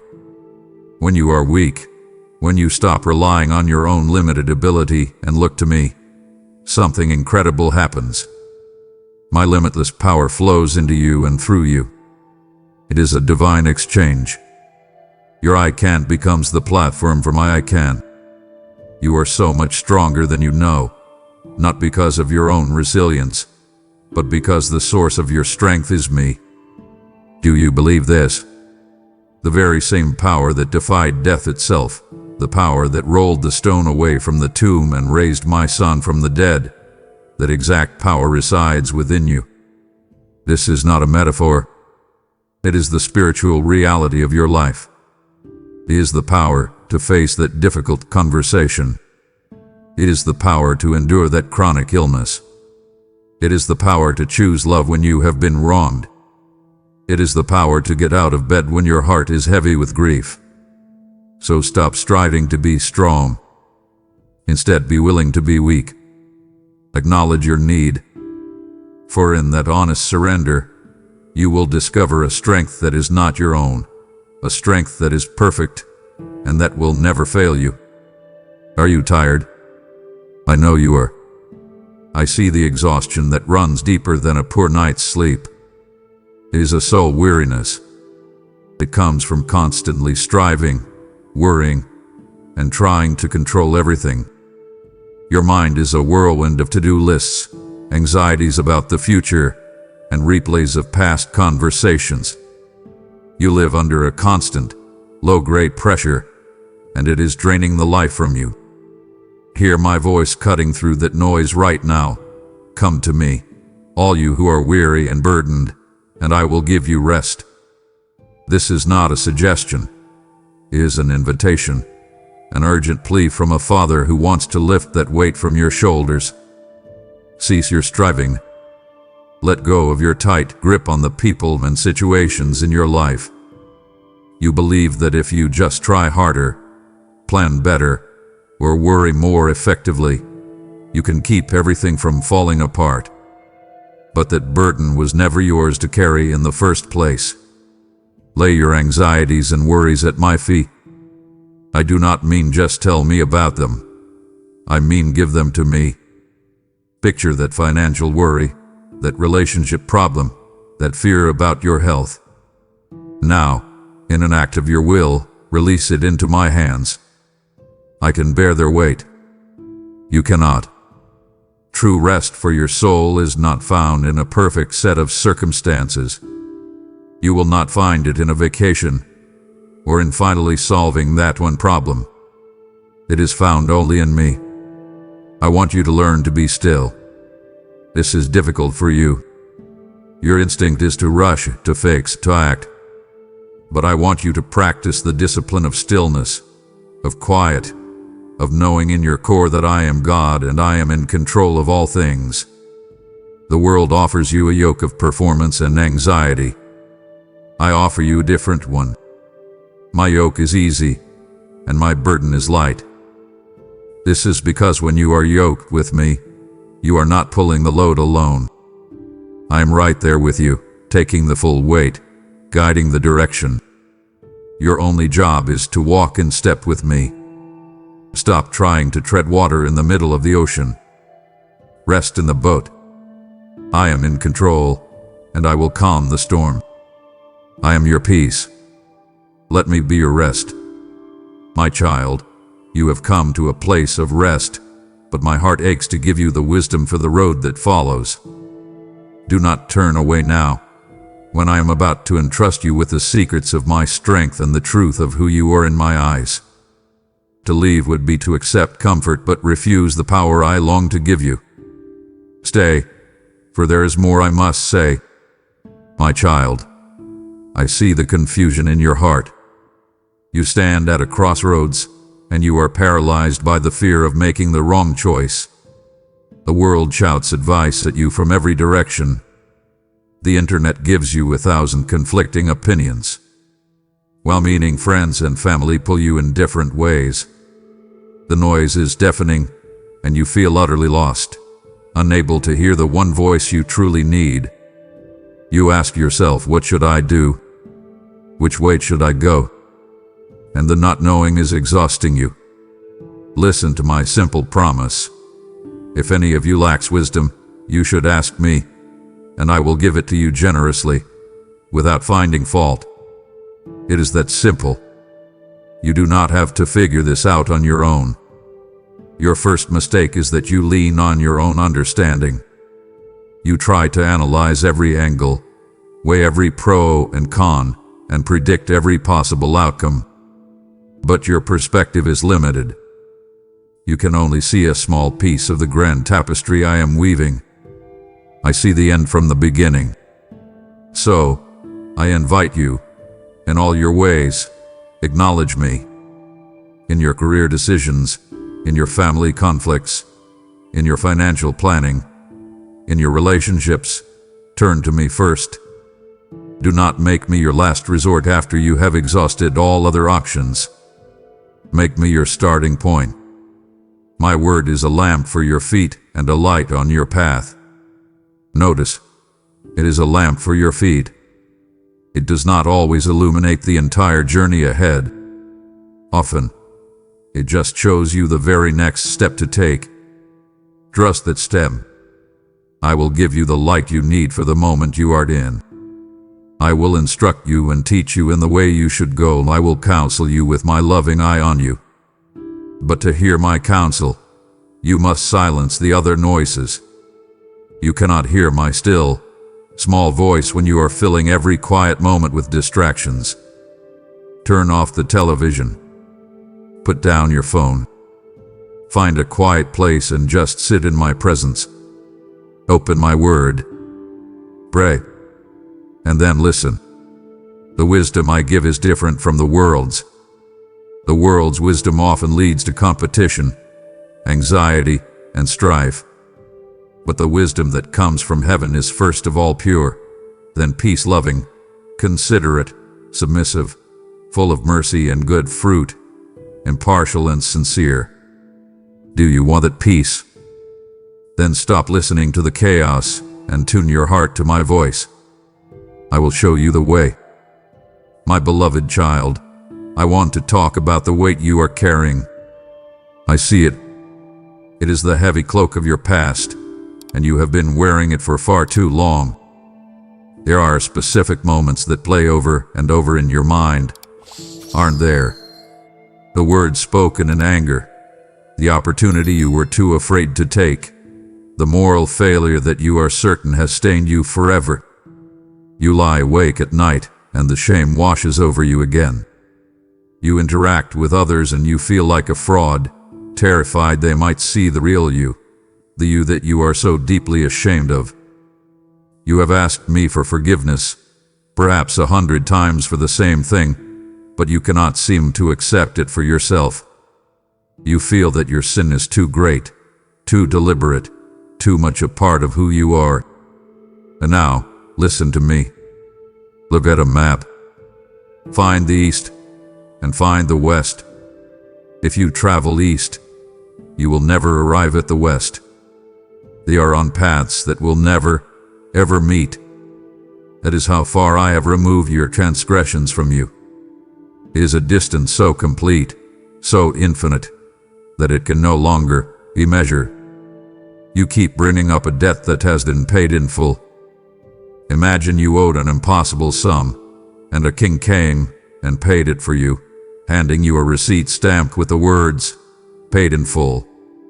Would you then go back to the lender every day and try to offer him a few more coins? It would be an insult to the king who set you free.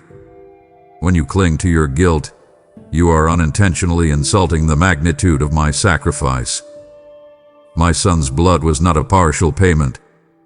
It did not cover only your small, acceptable mistakes. It was shed for the complete forgiveness of all your sins, the ones you remember and the ones you have forgotten, the ones others know about and the ones that are your deepest secret. I choose to remember them no more.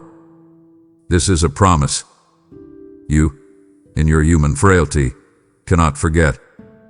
But I, in my divine sovereignty, choose not to remember them against you. Whose report will you believe? Your faulty memory or my perfect, holy promise? You are not defined by your past mistakes. You are defined by my present grace. That person who did those things is gone. When you came to me, you became a new creation. The old has passed away. Behold, the new has come. Stop introducing yourself to me, to others, and to yourself as your past failure. That is not who you are anymore. Each morning, as the sun rises, my mercies are new. Every single day is a fresh start, a clean slate that I hand to you. Not because you earned it yesterday, but because I love you today. Now, from this place of being completely forgiven, I have a command for you. You must extend that same forgiveness to others. I see the bitterness you hold in your heart against the one who hurt you so deeply. You cannot live in the freedom of my grace while keeping them in the prison of your unforgiveness. Releasing them is not for them, it is for you. It is you who is chained to the pain. Hand me the keys. Let them go. Walk in the breathtaking freedom of a soul completely and utterly forgiven. I know you wonder if your life truly matters. You look at the world, at people who seem to have such grand, important callings, and then you look at your own life. You see the ordinary, the routine, the mundane. You change diapers, you answer emails, you sit in traffic, you cook another meal, you care for an aging parent, and you ask, is this it? Is this all there is? You feel a deep ache to be part of something bigger than yourself, and in that ache, you feel insignificant, overlooked, and purposeless. Let me speak directly to that feeling right now. You were created on purpose, for a purpose. Your existence is not a cosmic accident. You are a deliberate act of my creative will, and your life holds a meaning that is deeper and more significant than you can possibly imagine. I have placed unique gifts and passions within you. Do not dismiss them. The way you can listen to a friend with deep compassion, the way you bring order out of chaos, the way you love stories, the way you find joy in nature, these are not random personality quirks. These are clues to the purpose I have woven into you, and they are meant to be used for my glory. Your life is a vital thread in my grand, divine tapestry. By yourself, you may look at your thread and think it is too short, too plain, the wrong color. But you cannot see what I see. I am the master weaver, and I see the entire design. I know that without your specific, unique thread, the entire masterpiece would be incomplete. You are irreplaceable in my plan. You are searching for purpose in a title, in a career, in a role. You believe that if you could just achieve that, then your life would have meaning. But you are looking in the wrong place. The primary purpose of your life is far simpler and far more profound. It is to love me with all your heart, and to love others as yourself. You do not have to go searching for this purpose. It is available to you in this very moment. You live out a magnificent purpose for me when you show patience to your child who is testing your limits. You live it out when you perform your job with integrity, even when no one is watching. You live it out when you offer a kind word to the cashier at the grocery store. Do not despise the mundane, for it is the primary stage upon which my love is displayed through you. Stop seeking a purpose to find me. Seek me in the middle of your ordinary life, and you will find that you have been living in your purpose all along. My child, your heart is broken. I see the sorrow that has settled over you like a thick fog, making it hard to breathe, hard to see, hard to even move. The pain of your loss, your disappointment, your grief, it is a physical weight. You feel that no one could possibly understand the depth of your hurt, and in your sorrow, you feel profoundly alone. The world keeps spinning, people keep living, and you are trapped in this moment of agony. Hear this truth and let it be an anchor for your soul. I am close to the brokenhearted, and I save those who are crushed in spirit. I am not watching your suffering from a distance. I am right here, in the middle of the wreckage, with my arms around you. Do not believe the lie that you must be strong right now. You have my permission to grieve. Your tears are not a sign of weakness. They are a sign of love. And they are not unseen by me. I collect each one in a bottle. Every tear you have shed is known to me, counted by me, and precious to me. They are a form of prayer that your words cannot articulate. And I understand everyone. I know it feels like this darkness will never end, that this pain will be your companion for the rest of your life. But I make you this promise. Weeping may last for the night, but my joy comes in the morning. This is not a promise that at sunrise your pain will magically disappear. It is the sure and certain hope that, like the dawn that faithfully breaks after the longest night, light and joy will return to your life. The morning is coming. In the meantime, allow me to be your comfort. Do not try to bear this alone. Lean on me. Collapse into me. Let my peace, the peace that surpasses all human understanding, guard your heart and your mind. It will not make the pain go away, but it will hold you in the midst of the pain. Even now, in this season of grief that makes no sense, my sovereign hand is working all things for your good. You cannot see it now, and I do not expect you to. Just trust that your pain is not pointless.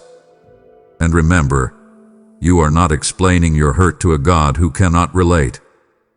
My son was a man of sorrows, intimately acquainted with the deepest grief. He knows what it is to be betrayed. He knows what it is to lose a loved one. He knows what it is to feel abandoned. He understands your pain perfectly. You are not alone in this valley. He is walking it with you. Let's speak plainly about the fear that has its grip on you. It has a name, doesn't it? For some of you, it's anxiety, that constant, low hum of dread in the background of your life. For others, it's a specific terror, the fear of failure, the fear of rejection, the fear of what the doctor's report might say, the fear of not being able to provide for your family. It wakes you up in the middle of the night and dictates your decisions.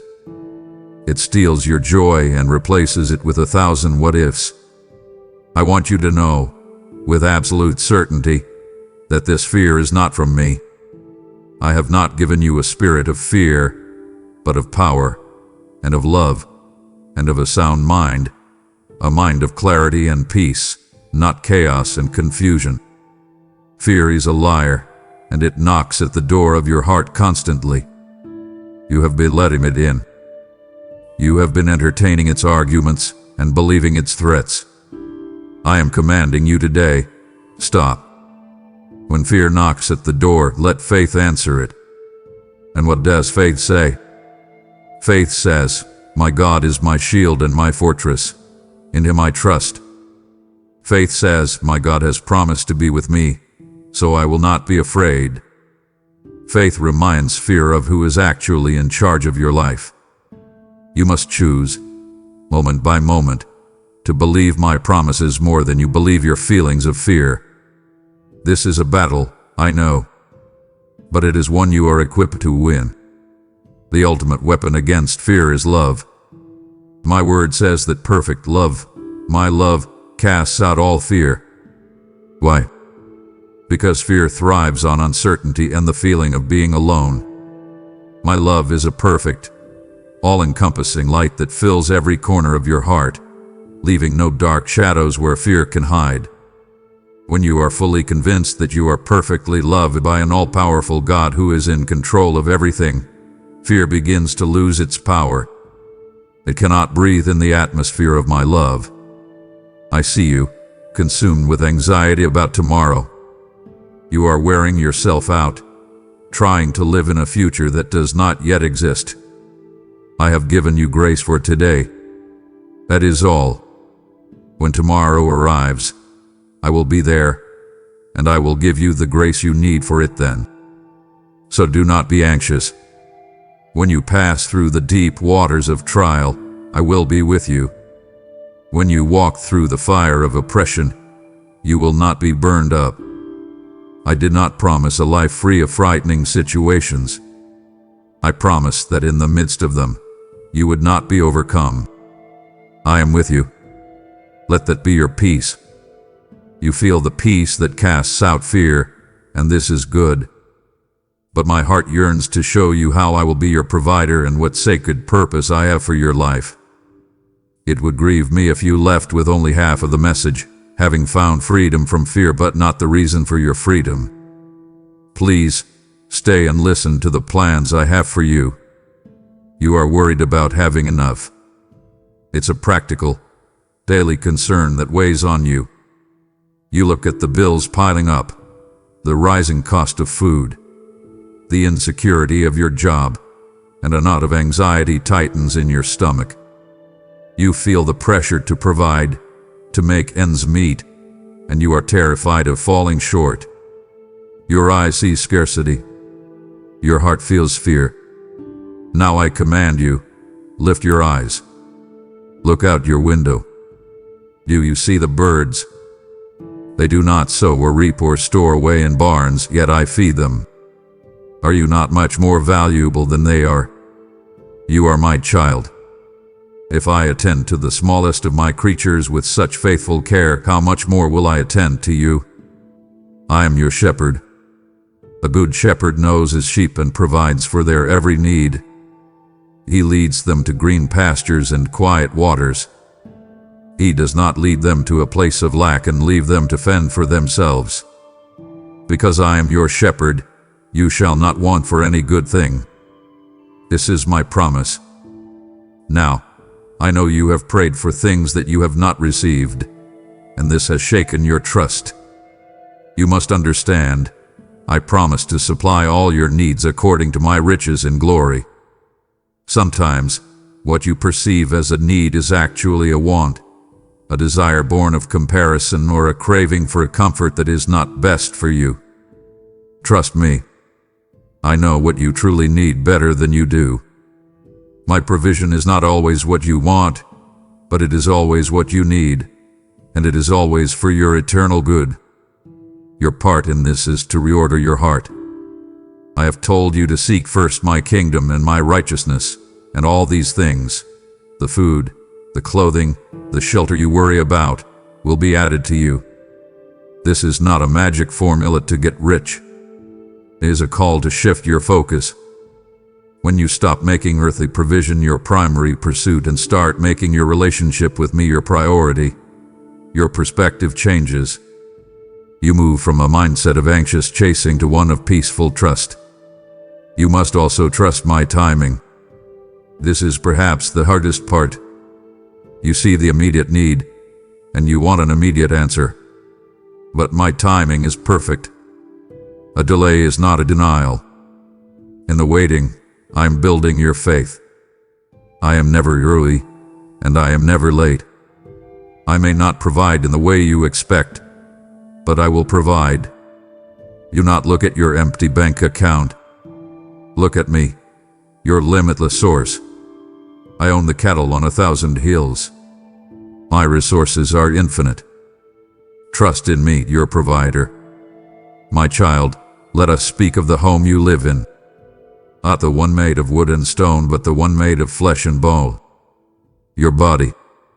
You often treat it as an inconvenience, a source of frustration, or simply a machine to get you through the day. You push it past its limits, fueled by stress and caffeine. You feed it with things that do not nourish it. You deprive it of the rest it needs. And you look at its reflection and you speak words of criticism and contempt over it. I want you to see it differently. From this moment on, I want you to understand a profound and life-altering truth.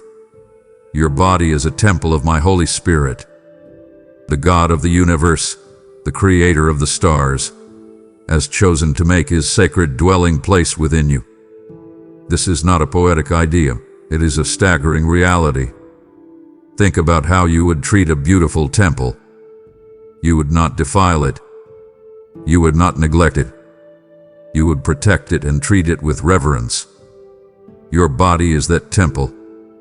When you run yourself into the ground with exhaustion, you are dishonoring the sacred space I inhabit. The physical burnout you feel is a signal that the temple is in disrepair. Honor me by resting. When you numb your pain with harmful substances or habits, you are dimming the light within my home. Honor me by seeking true healing. When you nourish your body with good things, you are tending to the temple grounds. This is an act of worship. At the same time, you must understand that what you allow into your mind and heart matters just as much. You sit for hours and scroll, allowing a torrent of gossip, outrage, comparison, and negativity to flow directly into your soul. This is mental and spiritual junk food, and it is making your spirit sick. It creates anxiety, envy, and discontent. Guard your heart above all else, for everything you do flows from it. Imagine your heart and mind as the front door to this sacred temple. You are the gatekeeper. You have the authority to decide what comes in and what stays out. Stop allowing toxic thoughts and destructive media to have free entry. I am renewing you day by day, sanctifying you in spirit, soul, and body. This is not a process you must achieve through your own frantic effort. It is my work in you. Your role is to cooperate with me. And finally, I want you to change the way you speak to yourself. The harsh, critical voice in your head is not mine. You would never speak to a friend, or even a stranger, with the contempt you so often show yourself. I command you to stop. Treat yourself with the dignity and care befitting a child of God, a living temple for my glory. See yourself as I see you, holy, beloved, and set apart for a sacred purpose. My child, just as your body is a holy temple for my spirit, this message you have received is the sacred fire I have lit upon its altar. If your heart burns to see this light spread from your temple to ignite the spirits of others who sit in darkness, then this is your divine moment to act. I have not called you to be a reservoir of my grace, but a river.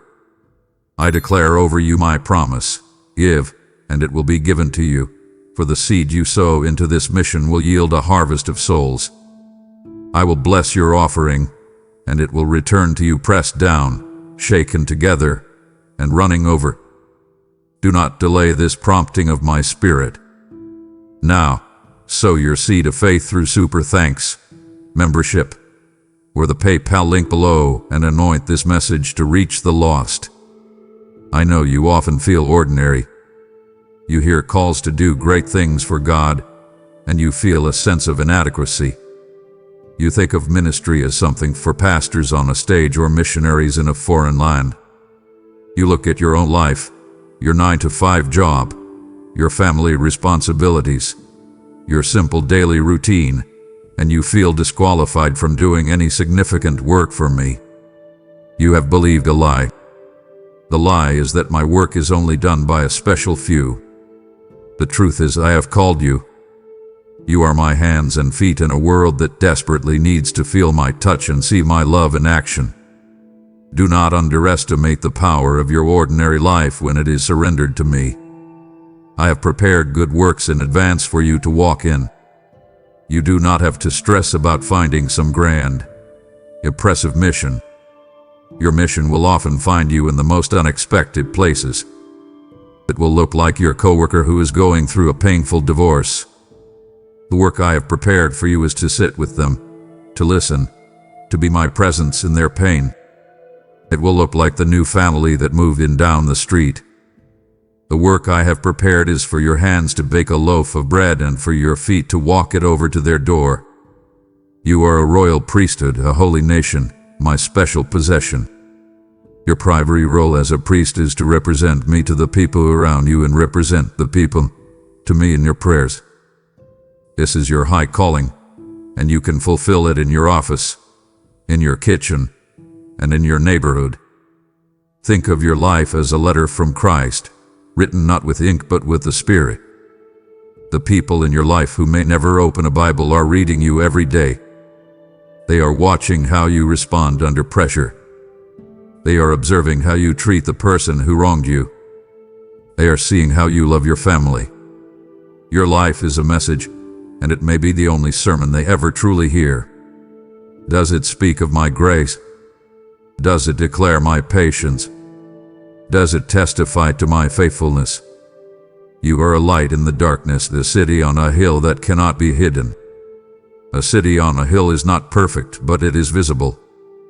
Do not hide your faith out of fear of being judged. Let it be seen in your kindness, your integrity, and your hope.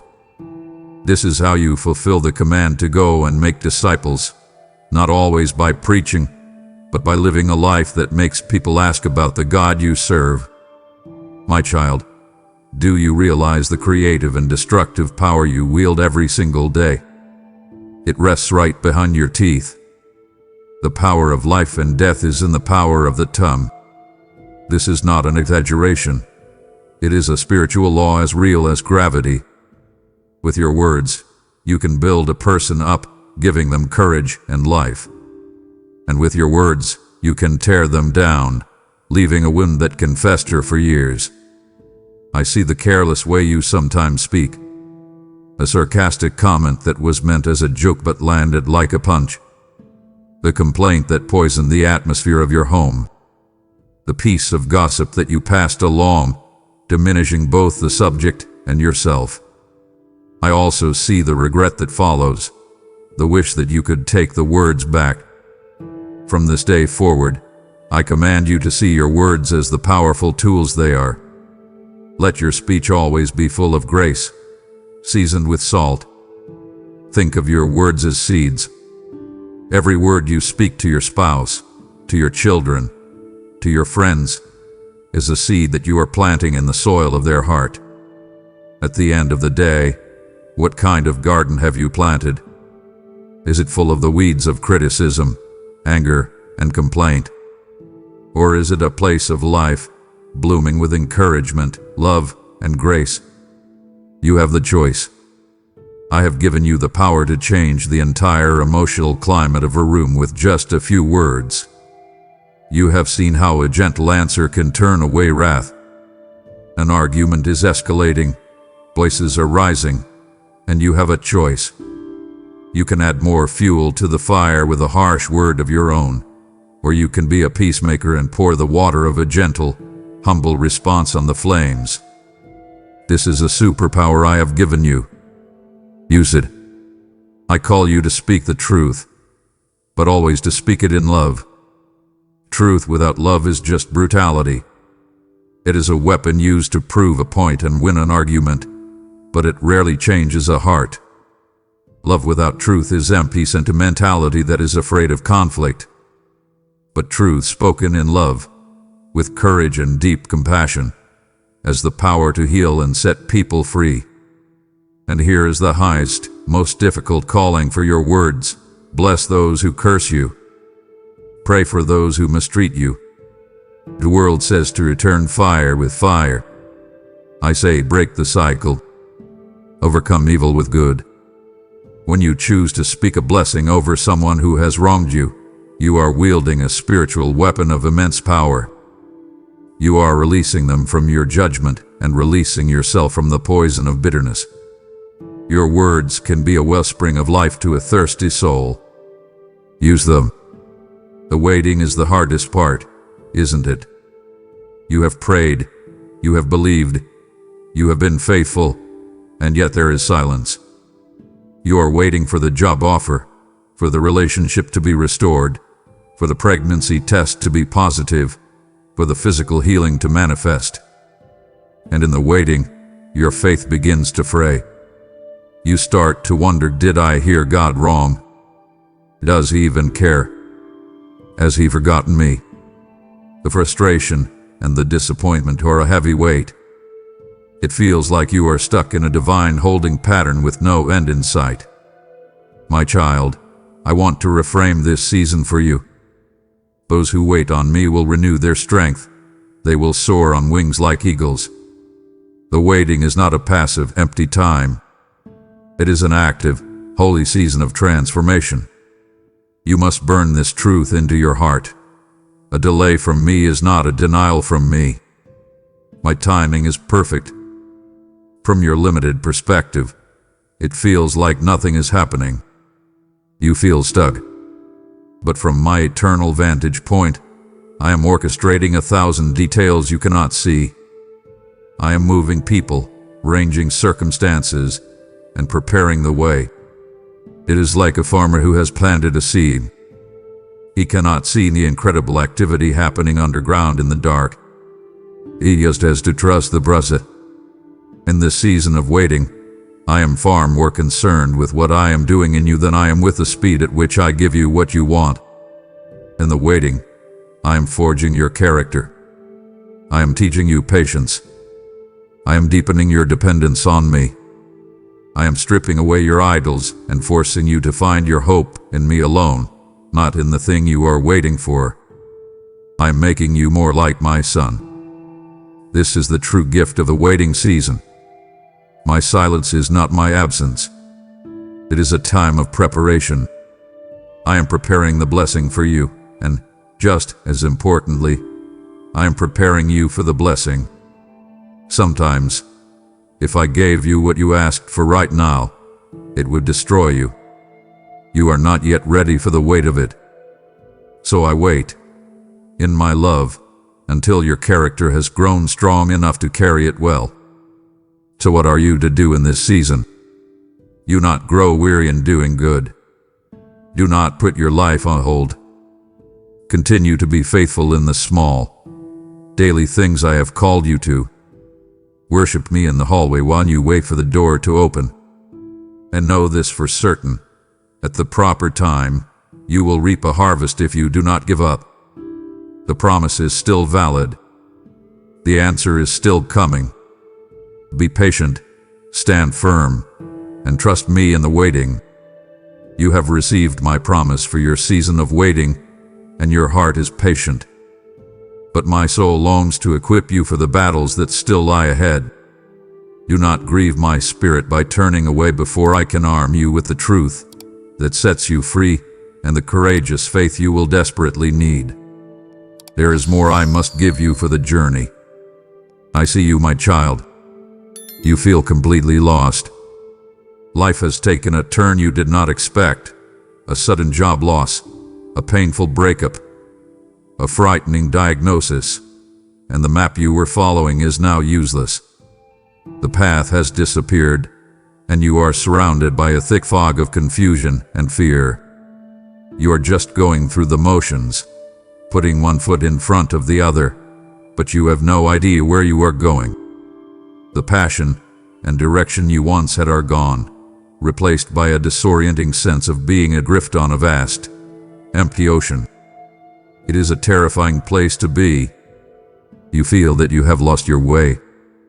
But I tell you the truth, that is impossible. Because I am the way, the truth, and the life. As long as you have me, you can never be truly lost. The problem is that you are trusting your feelings more than you are trusting my reality. Your feelings are screaming that you are alone, that I am distant, that you are hopelessly adrift. Your feelings are real, and I see the pain they are causing you, but they are not the ultimate truth. My reality is this: I am holding your right hand. Even when you cannot see the path, I am guiding you. Even when you cannot feel my grip, I have not let you go. Your feelings do not define me. My promise defines your reality. So, in this season of disorientation, you must make a conscious choice to believe my reality more than you believe your feelings. This is the very essence of faith. When you are adrift in a fog, you do not need a map of the entire world. You need a compass that can tell you which way is true north, and you need an anchor to keep you from being dashed against the rocks. My word is your compass. When you feel lost, open it. Its truths will reorient your soul. They will remind you of who I am and who you are. And I, your Lord, am your anchor. I hold you fast and secure, even when the storms of life are raging around you. So, what do you do when you don't know what to do? You do the next right thing. You open my word. You speak to me in prayer. You are honest with me about your confusion and fear. You call to me, and I will answer you and tell you great and unsearchable things you do not know. And I make you this promise: I will lead you, my blind child, by ways you have not known. I will turn the darkness around you into light. I will not forsake you. You are not lost. You are simply on a path that requires you to trust me completely. My child, you feel trapped. Let us be honest about that. You feel it in the quiet moments, a sense of being hemmed in, restricted. The bars of this prison are not made of steel. They are made of lies. There are the lies the world screams at you, that your value is in what you own, how you look, or how much you achieve. There are the lies the enemy whispers to you, that you are forgotten, that your mistakes are unforgivable, that you will never change. But the most powerful lies are the ones you tell yourself. I'm not good enough. I'm unlovable. I have to hide my true self or I will be rejected. I am trapped by my past. You have lived in this prison for so long that you have decorated the walls. You have grown accustomed to the shadows. But I have come to you today with a key. And I make you this promise: you will know the truth, and the truth will set you free. This freedom is not a vague concept. It is a person. I am the way, the truth, and the life. To know the truth is to know me. The more you know me, the more the lies that have held you captive begin to crumble. The world offers you philosophies that are like junk food for the soul. They look appealing. They offer a moment of satisfaction, but they leave you empty and sick. They tell you to follow your heart, but your heart can be deceitful. They tell you that you are the captain of your own fate, but you were never meant to carry that burden. My word is truth. It is solid ground in a world of shifting sand. Sanctify yourself in it. Wash your mind with it. Let it expose the lies and replace them with my reality. When the lie says you are weak, my truth says my grace is sufficient. When the lie says you are alone, my truth says I will never leave you nor forsake you. When the lie says you are defined by your greatest failure, my truth says you are defined by my greatest sacrifice. This freedom must be walked in. I have opened the prison door, but you must choose to step outside. What does that look like? It looks like honesty. It is the freedom from having to pretend you have it all together. It is the freedom from the exhausting work of maintaining a false image. It is the freedom of integrity, of being the same person in private as you are in public. And I command you, do not return to slavery. Now that you have tasted this freedom, why would you pick up the old chains of sin and shame? That secret habit you think you cannot break. The truth is, its power over you is broken. That bitterness you harbor.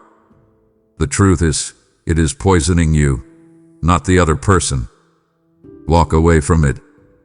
Step into the clean, open air of a life lived in the light of my truth. It is your birthright as my child. It is what I paid for you to have. Take it. Live in it. Defend it. It is yours. You live your life based on what you can see. You look at the balance in your bank account, and that determines your level of peace. You look at the doctor's report, and that dictates your hope. You look at the conflict in your relationships, and that defines your joy.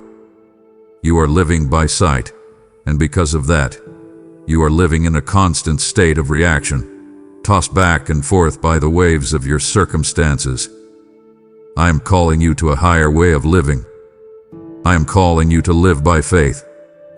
To live by faith is to choose to believe that my reality is more real than the reality you can see with your eyes. It is trusting my promises even when your circumstances scream the opposite. Be strong and courageous. This is not a suggestion. It is the foundational command for the life I have called you to. Faith is not a blind leap into the dark. It is not wishful thinking.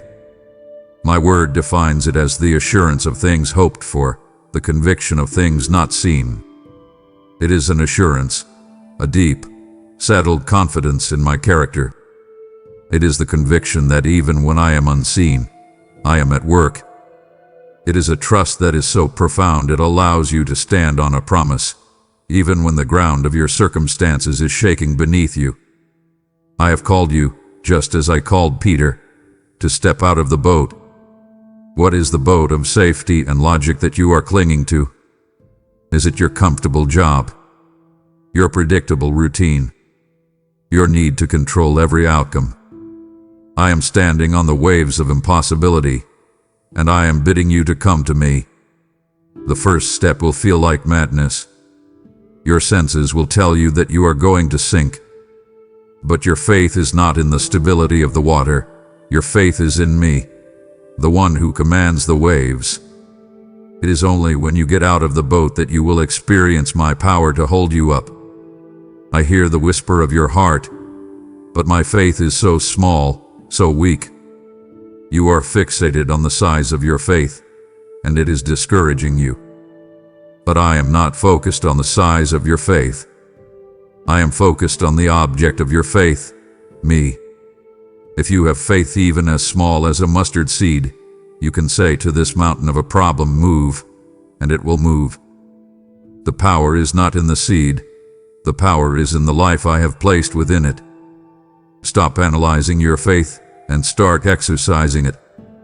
And know this, your faith is more precious to me than gold. When you choose to trust me in the darkness, when you take that small, trembling step of obedience, it is an act of worship that moves my heart. It is the fragrance of a life that truly believes I am who I say I am. So be strong and courageous. Do not be afraid, for I, your God, am with you wherever you go. I see your desire to isolate. Life is busy, people are complicated, and you have been hurt before. There is a wound in your heart from a past church experience, from a friendship that ended in betrayal, from believers who judged you instead of loving you. And so, you have retreated. You have convinced yourself that you can live out your faith alone, just you and me. You tell yourself it is safer, simpler. But in doing this, you are fighting against the very way I designed you. You were not created for isolation. You were created for connection. You not give up meeting together.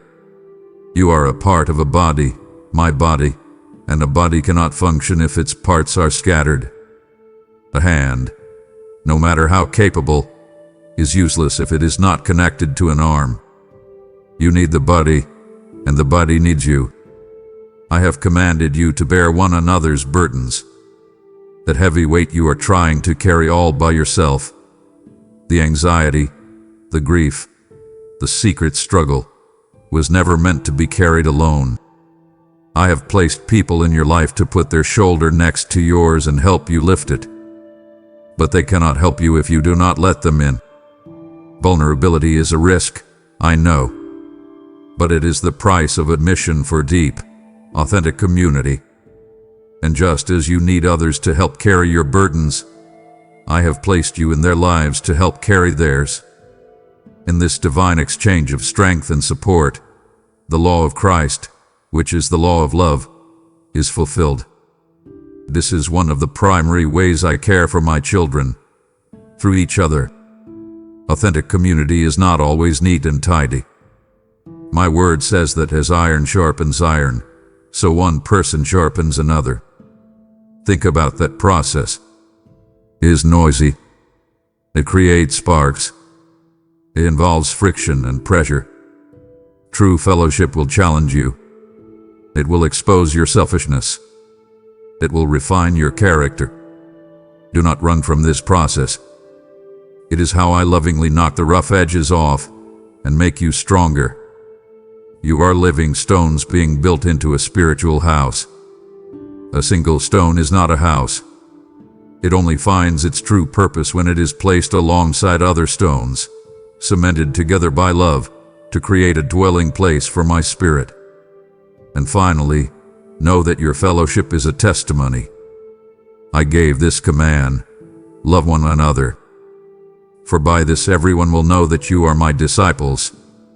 The watching world is skeptical of your doctrine and your arguments, but they are captivated by your love.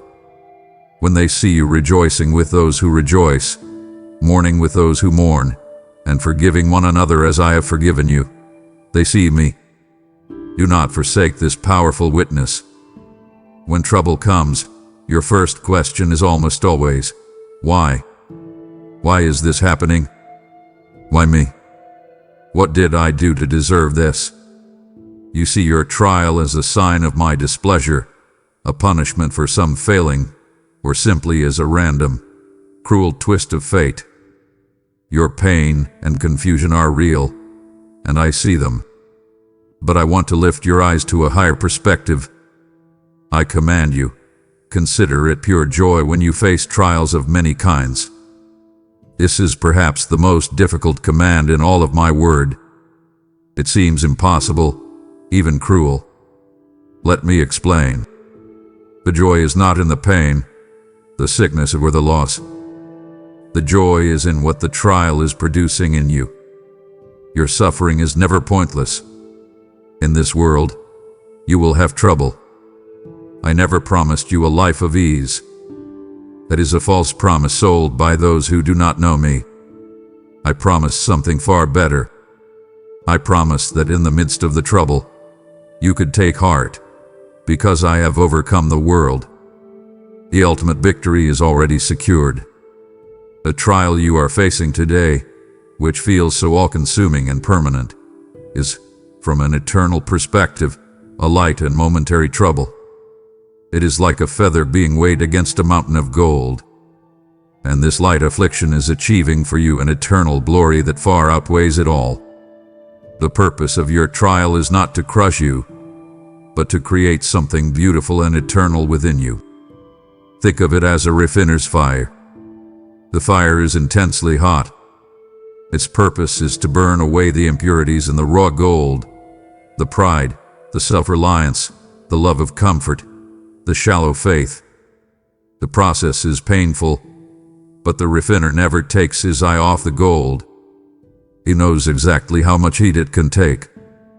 And I promise you, I will not let you be tempted or tested beyond what you can bear. I have my hand on the thermostat. My grace is your shield in the fiery furnace. And what is the result? The suffering is producing in you perseverance. And perseverance is building your character. And character is strengthening your hope. I am using your hardest moments to make you more like my Son. I am using the pressure to shape you into a vessel that can hold more of my glory. So do not fix your eyes on the fire that you can see. Fix your eyes on the eternal glory that is unseen. And in that hope, you will find the strength to endure. You now hold the key to understanding your trials. But my heart would be broken if you left before I could reveal the supernatural power of a thankful heart, your true citizenship, and the reason I call you to love even your enemies. This is the heart of what it means to be mine. Do not turn from me now, when we have come to the most sacred ground. My child, let us examine your heart's default posture. So often, it is one of complaint. You focus on what is wrong, what is missing, what is broken. Your mind rehearses your list of grievances, and with every rehearsal, the weight of your discontent grows heavier. This habit of complaining is a thief. It steals your joy, it poisons your perspective, and it blinds you to my goodness that is all around you. I have a command for you that is a direct antidote to this poison. In all circumstances, give thanks, for this is my will for you. Notice, I did not say give thanks for all circumstances. You do not need to thank me for the pain or the loss. But in the midst of every circumstance, you can find something for which to give thanks. This is an act of spiritual warfare. Gratitude is a powerful force because it shifts your focus. When you complain, you are magnifying your problems. They loom large, and I seem small and distant. But when you choose to give thanks, you are magnifying me. Your problems may not have changed, but you are now viewing them from a different perspective, from the perspective of my power, my sovereignty, and my love. You are no longer staring at the giant in front of you. You are turning to look at the giant slayer beside you. A thankful heart is a magnet for miracles because it is a receptive heart. It is a vessel with an open lid, ready to receive more of my grace. A complaining heart, however, it is a closed vessel. It is so full of its own grievances that there is no room for my blessings to enter. I want you to cultivate the discipline of remembrance. So often, you forget. In the face of your present trouble, you get amnesia about my past faithfulness. I command you today to remember. Take time to recall the great things I have done for you. Remember the prayers I have answered. Remember the times I have provided for you when you did not know how you would make it. Remember the ways I have rescued you, healed you, and comforted you. Remembrance is the fuel for a grateful heart. Let it stir your affections for me. Thanksgiving is the key that unlocks the gate to my presence. You are to enter my gates with thanksgiving and my courts with praise.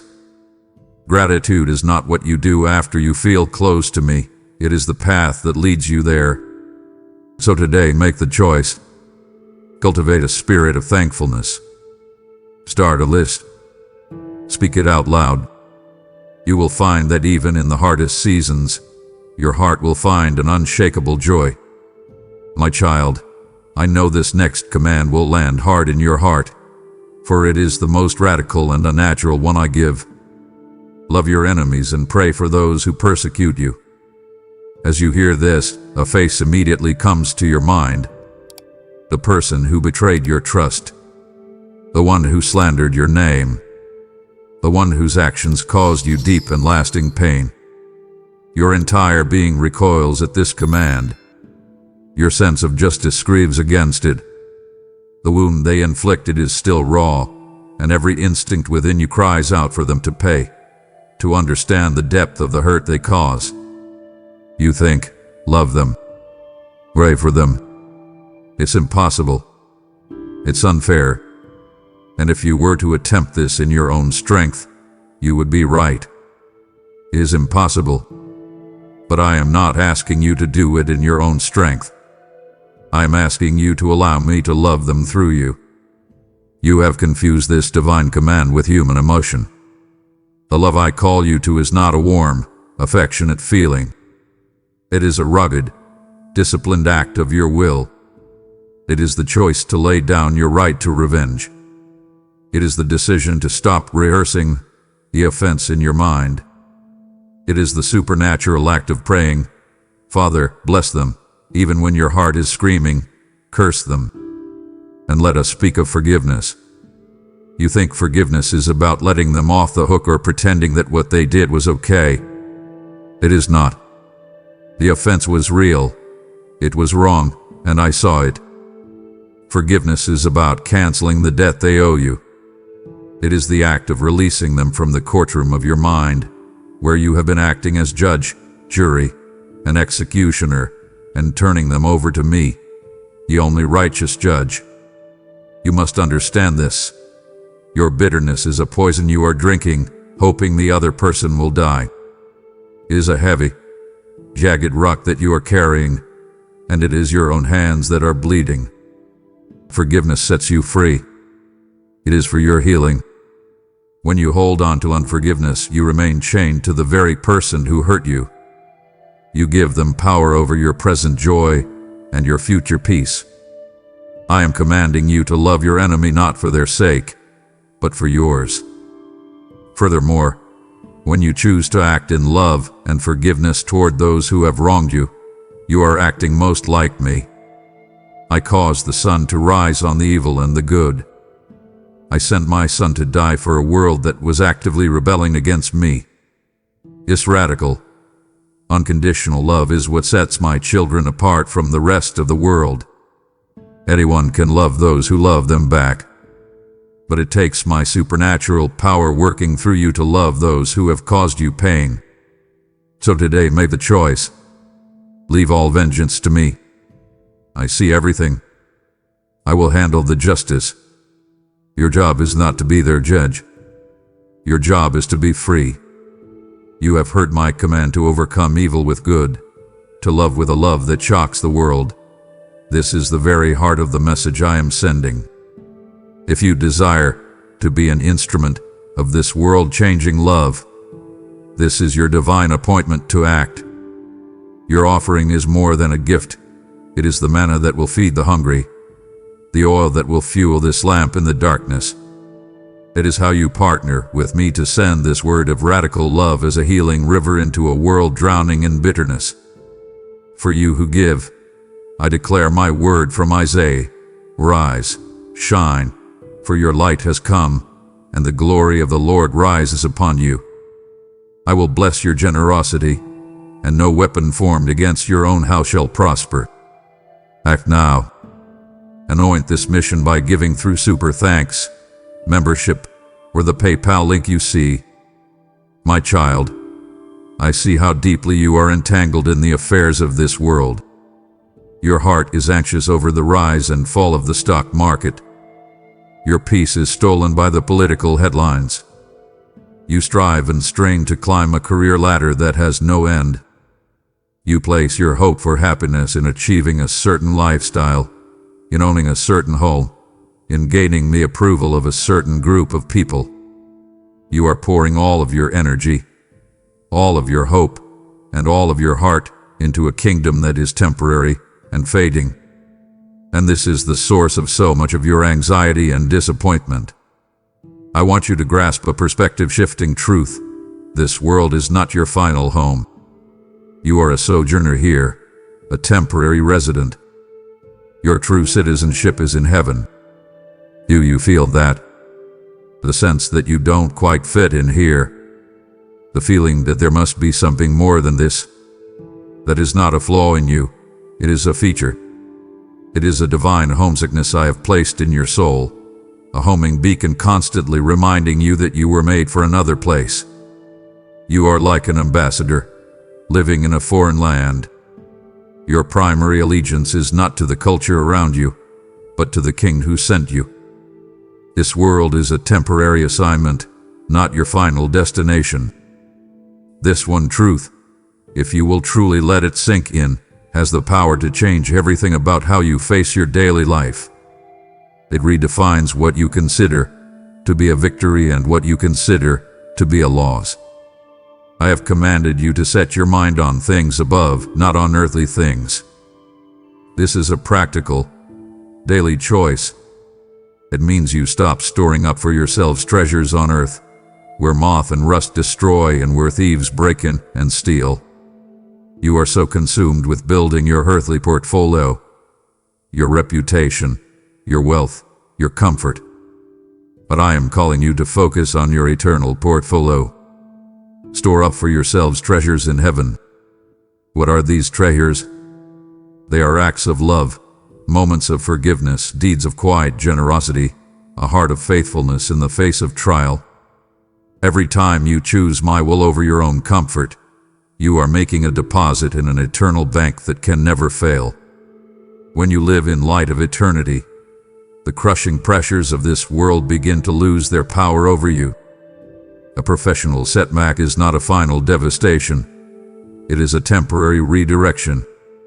A financial loss is not the end of your security. My kingdom is your security. A conflict with another person is not an eternal crisis. It is an opportunity to practice love and forgiveness. This is your true identity. Your passport has been stamped by heaven. Live like it today. Before we can speak of your role, you must first remember your own story. Do you remember what it felt like to be separated from me? Do you recall the emptiness, the sense of being spiritually lost? And do you remember the overwhelming peace, the flood of grace that washed over your soul when you turned to me and were brought back into a right relationship? That moment, that experience, is called reconciliation. It is the most profound miracle in the universe, a broken relationship made whole. Now, having received this astonishing gift, you must understand that it was not meant to terminate with you. I have reconciled you to myself through Christ, and now I am giving you this same ministry of reconciliation. You are a recipient who is now called to be a distributor. I have appointed you as my ambassador. Think about what that means. An ambassador lives in a foreign country, but they do not represent themselves. They speak and act on behalf of the King who sent them. Your mission is to represent the character of their home kingdom and to foster a positive relationship between the two lands. You are my ambassador in a world that is at odds with me. Your primary role is not to condemn the world, but to represent my heart to it. Your job is not to win arguments, but to win hearts. You do not speak on your own authority. You are a messenger, and the message is this: be reconciled to God. This is not a role reserved for a spiritual elite. It is your identity. How do you fulfill this ministry?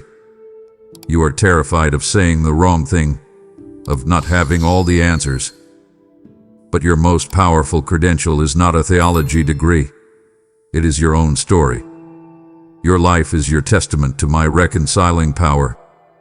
You are to help bring others back into relationship with me, and this often begins not with words, but with actions. It begins by being a peacemaker. Where are the walls of hostility in your own life? in your family and your work, among your friends. I have not called you to build those walls higher by joining in the gossip, the division, and the us versus them mentality. I have called you to the difficult, beautiful work of tearing them down. I have called you to be a bridge builder. This is done by listening more than you speak. It is done by seeking to understand before you seek to be understood. It is done by showing the same grace to others that I have so lavishly shown to you. The world is full of broken relationships. Be a person who, by my power, knows how to mend them. Start in your own home, in your own life. Show the world what my reconciliation looks like. My child, you are exhausted from fighting. I see the frustration, the anger, and the weariness in your spirit. You are fighting with your spouse. You are battling with your rebellious child. You are in conflict with your difficult boss. You are warring against the person whose opinion differs from yours. You are pouring all of your emotional and spiritual energy into these conflicts, and you are losing. You are losing because you have misidentified your enemy. The person who is causing you pain is not your real enemy. The difficult circumstance that is pressing in on you is not your real enemy. Your struggle is not against flesh and blood, but against the spiritual forces of evil in the heavenly realms. You are in a spiritual battle, and you have been showing up on the battlefield with the wrong weapons. You have been trying to win with the weapons of this world, sharper arguments, manipulation, anger, control, and sheer willpower. These weapons are useless in this fight. I have provided you with a different arsenal, a set of divine armor, and I command you to put it on. The belt of truth. This is not just knowing facts. It is wrapping your life in my absolute truth, refusing to believe the enemy's lies about me or about you. The breastplate of righteousness. This is not your own good behavior, but the righteousness of Christ that covers you, protecting your heart from accusation and shame. The shoes of the gospel of peace. This is the readiness that comes from being grounded in my good news, allowing you to stand firm in the midst of chaos. The shield of faith. This is you, actively lifting up my promises to extinguish the flaming arrows of doubt, fear, and temptation that the enemy fires at you. The helmet of salvation. This is not just your ticket to heaven. It is the daily protection for your mind, guarding your thoughts from despair and deception. And the sword of the Spirit. This is my word, your only offensive weapon. You must know it and speak it. You are not fighting for victory. You are fighting from a position of victory that has already been won at the cross. The enemy you face is a defeated foe. And you must never forget this. Greater is he that is in you than he that is in the world. You are not fighting alone. My Spirit resides in you. So, when you feel attacked, when temptation is strong, when lies are swirling, I command you to stand firm and resist the devil. Down. By using your armor. By speaking my truth. When you stand your ground in my power, he must flee. He's a lion, but he is on a leash. My name is a strong tower. The righteous run to it and are safe. Stop fighting people. Start fighting the real enemy with the real weapons I have given you. You have put on your armor, my warrior, and you see the battle clearly. But the heart of the one who wears it is what truly matters to me. It would sadden me deeply if you went into this fight without first allowing me to speak to you of the discipline of a loving Father and the power of my Spirit who lives in you. Let me finish preparing your heart for victory. There are times in your life when a door slams shut, when a plan falls apart, when you experience loss or hardship, and your immediate thought is that I am punishing you. You feel the sting of the circumstance, and you interpret it as a sign of my anger, my rejection, or my abandonment. You feel shame, and your instinct is to run and hide from me. You must stop seeing my hand through this lens of fear. I want you to understand the heart of a loving father.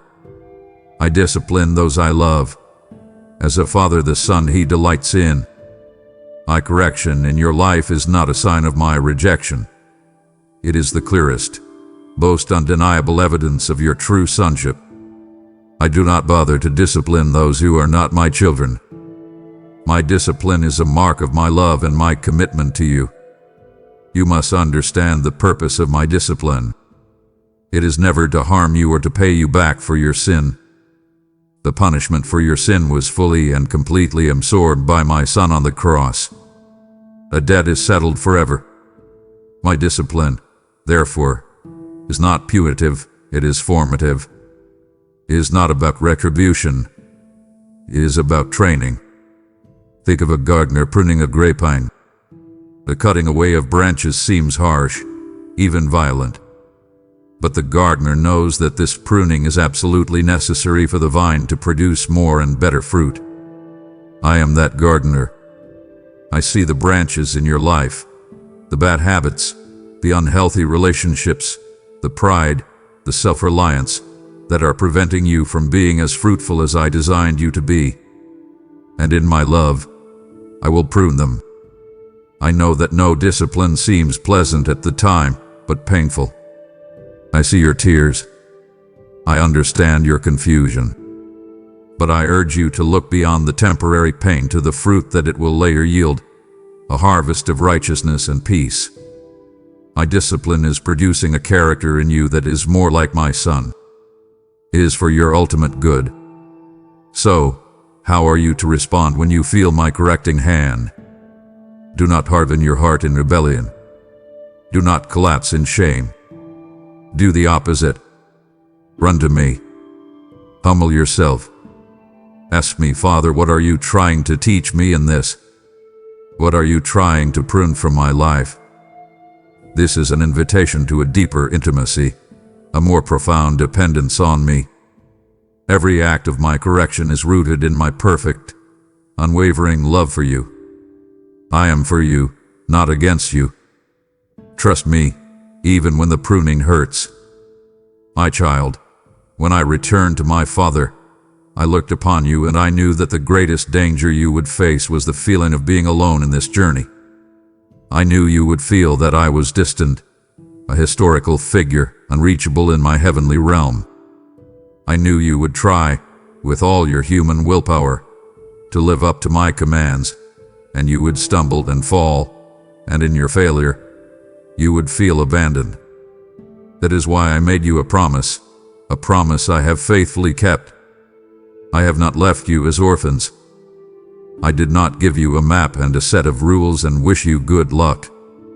I did something far more intimate, far more powerful. I came to live inside you. I have sent you the Advocate, the Comforter, my very own Holy Spirit. He is not just a visitor. He is a permanent resident. He is my presence with you and my power in you.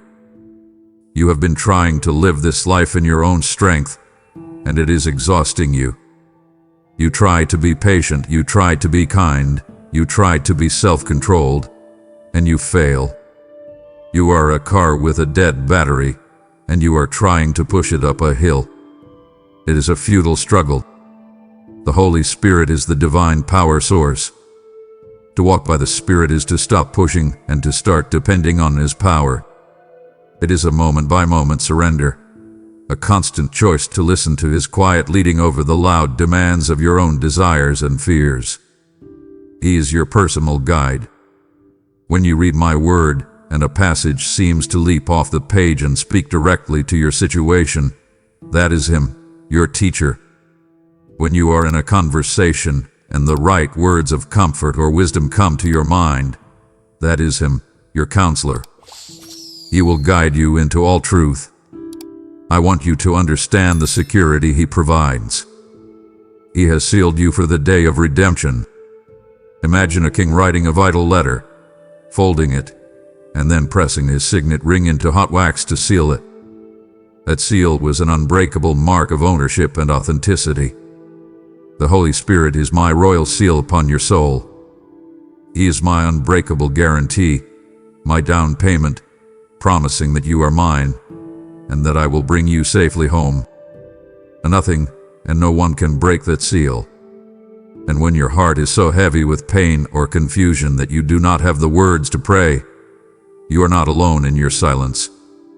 My Spirit intercedes for you, with groanings too deep for words. He takes the jumbled mess of your deepest ache, a feeling you cannot even name, and translates it into a perfect prayer that reaches my throne. You are never without a voice before me. So, stop the striving. Cease the self-condemnation. You are not alone in this. You are empowered. You are sealed. You are prayed for, from within your own heart. Depend on Him. You often ask me, what is your will for my life? You are looking for a grand, complex answer, a detailed blueprint for your career or your future. But my will is, at its core, breathtakingly simple. The two greatest commandments, upon which everything else hangs, are these: love me with all your heart, soul, and mind, and love your neighbor as yourself. Your relationships are not a side project to your spiritual life.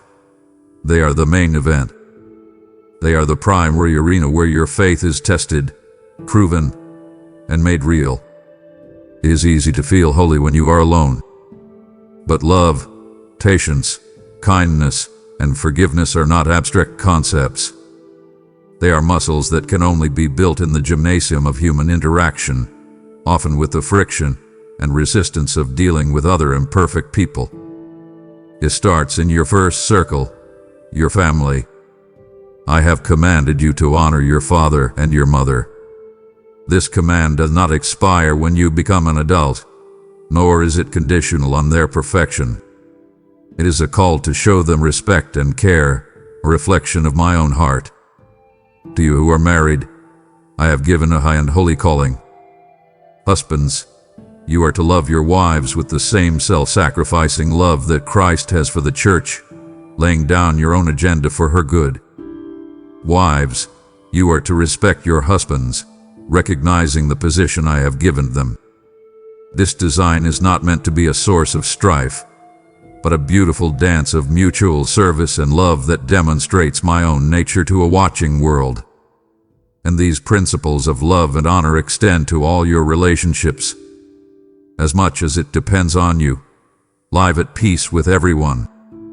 This requires immense humility. It requires you to lay down your fierce need to be right. It requires you to see the person in front of you, the annoying coworker, the difficult neighbor, the frustrating family member, not as an obstacle, but as an opportunity to display my grace.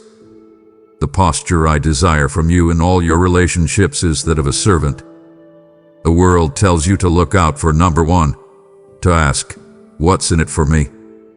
I tell you that true greatness in my kingdom is found in asking, how can I serve? The world measures power by how many people serve you.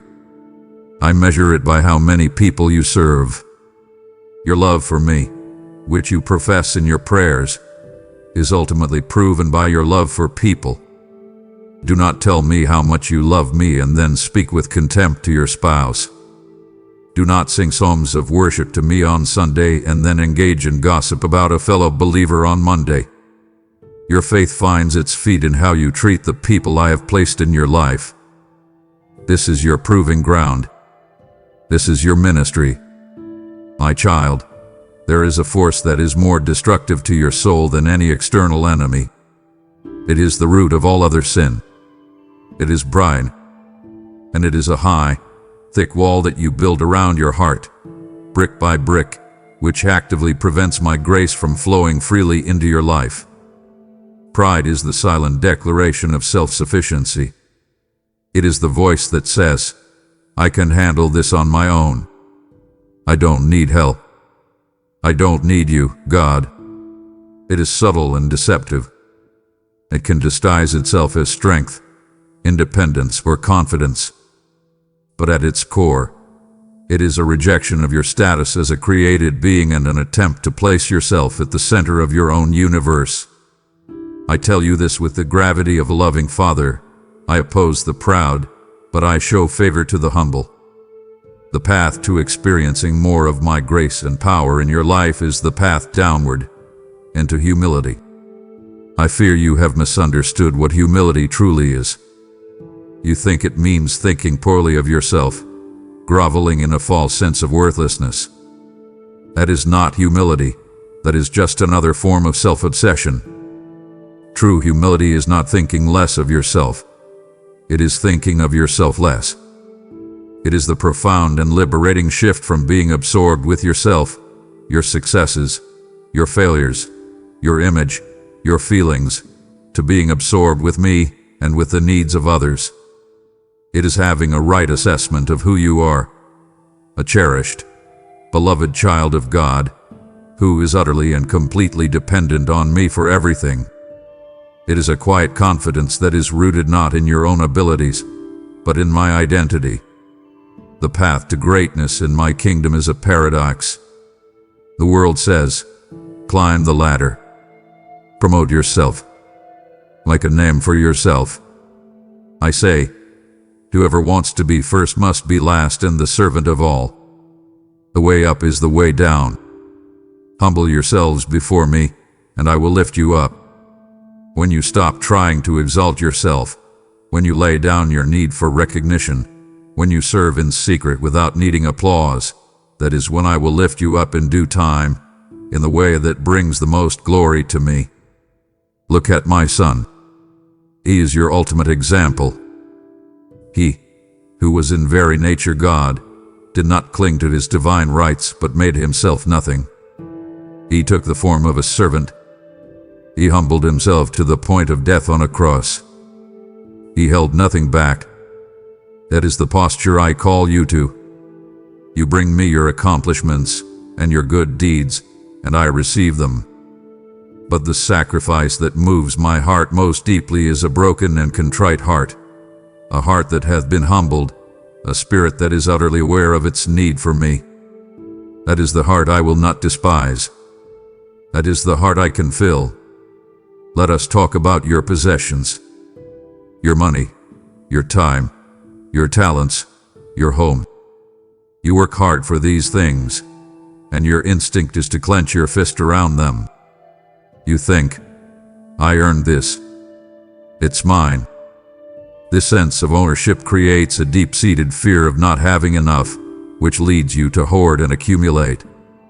You are operating under a worldly principle that says happiness is found in acquiring. I have a different principle for you, a divine paradox that will unlock a level of joy you have not yet known. It is more blessed, more happy to give than to receive. The clenched fist of a hoarder is a posture of fear.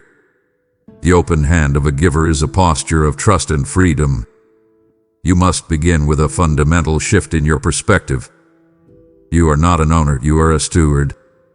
Everything you have, from the money in your bank account to the very next breath you will take, is a gift from me, entrusted to your care for a short time.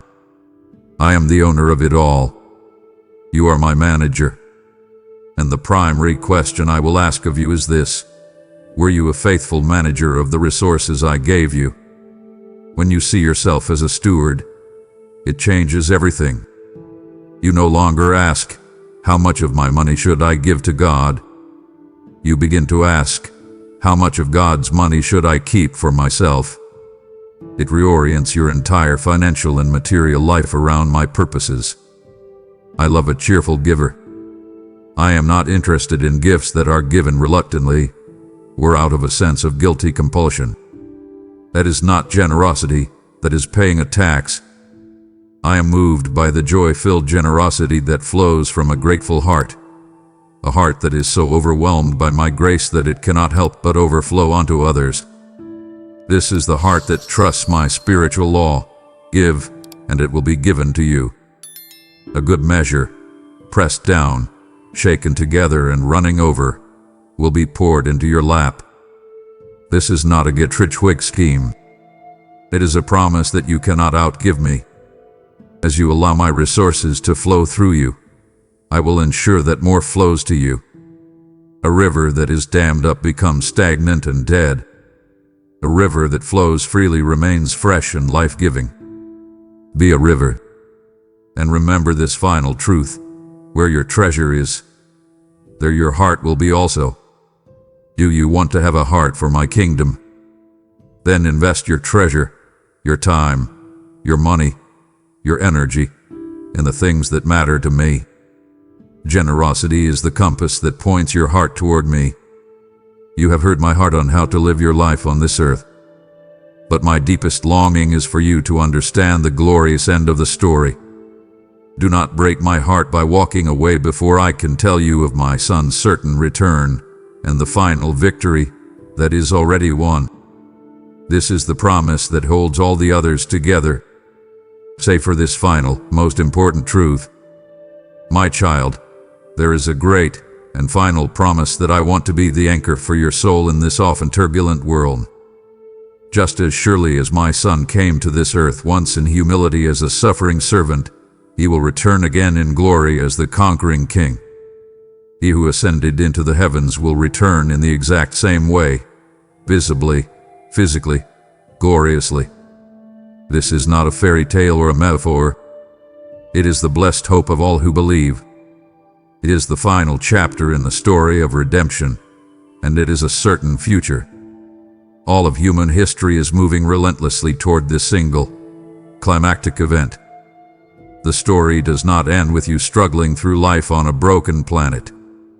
The story ends with the return of the King. I have told you that no one knows the day or the hour, not even the angels in heaven. I did not give you this uncertainty to create fear, but to create a constant state of readiness. It is a call to live every day with a sense of hopeful urgency. If you knew the exact date, you would be tempted to live foolishly until the last moment. But because you do not know, you are called to live every moment in a state of faithfulness. This hope is meant to purify your priorities. It forces you to ask the most important question: am I living for things that will last for the next 10 minutes, or for things that will last for the next 10 million years? You are to live as if He could return today, while planning and working as if you have a lifetime ahead of you. He is coming back for His bride, the church. He is coming to bring you to Himself, so that you may finally be where He is. This is the great reunion, the ultimate homecoming.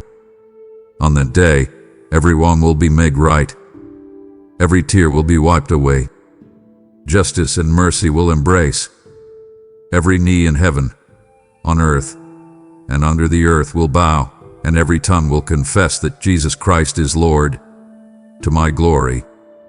The struggles you face now, which seem so immense, will be seen for what they are in the light of that day, temporary afflictions preparing you for an eternal weight of glory. So, do not let your heart be troubled. This hope is not an excuse to disengage from the world and its problems. It is the very fuel that should empower you to engage with it. Live, with urgency, sharing the good news with those who do not know it. Live with a deep and abiding hope, for your redemption is drawing nearer every single day. The trumpet will sound, the dead in Christ will rise, and we will be together with the Lord forever. This is the end of the story, and it is a gloriously good one. My child, I see you in the midst of your battle, and you are so weary. Every day feels like a fight against temptation, a fight against your own weaknesses, a fight against the despair that threatens to overwhelm you.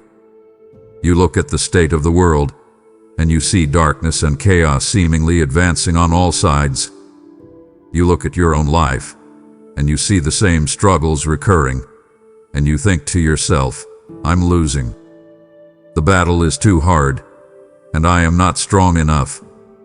This feeling of defeat is one of the enemy's most effective lies, and you have started to believe it. You have been fighting as if the outcome of the war is in doubt, as if it all depends on your strength and your performance. I have come to tell you today to change your entire posture. You are not fighting for victory. I am commanding you to start fighting from a position of victory that has already been secured for you. The final, decisive battle of this war has already been fought, and it was won 2,000 years ago at a place called Golgotha. When my son hung on that cross, it looked to the world like the ultimate defeat. But in the spiritual realm, it was the ultimate triumph. When he declared, "It is finished," it was not a cry of surrender, it was a roar of victory. In that moment, the head of the serpent was crushed. The enemy's legal claim on you was nullified. His most powerful weapon, death itself, was disarmed and defeated.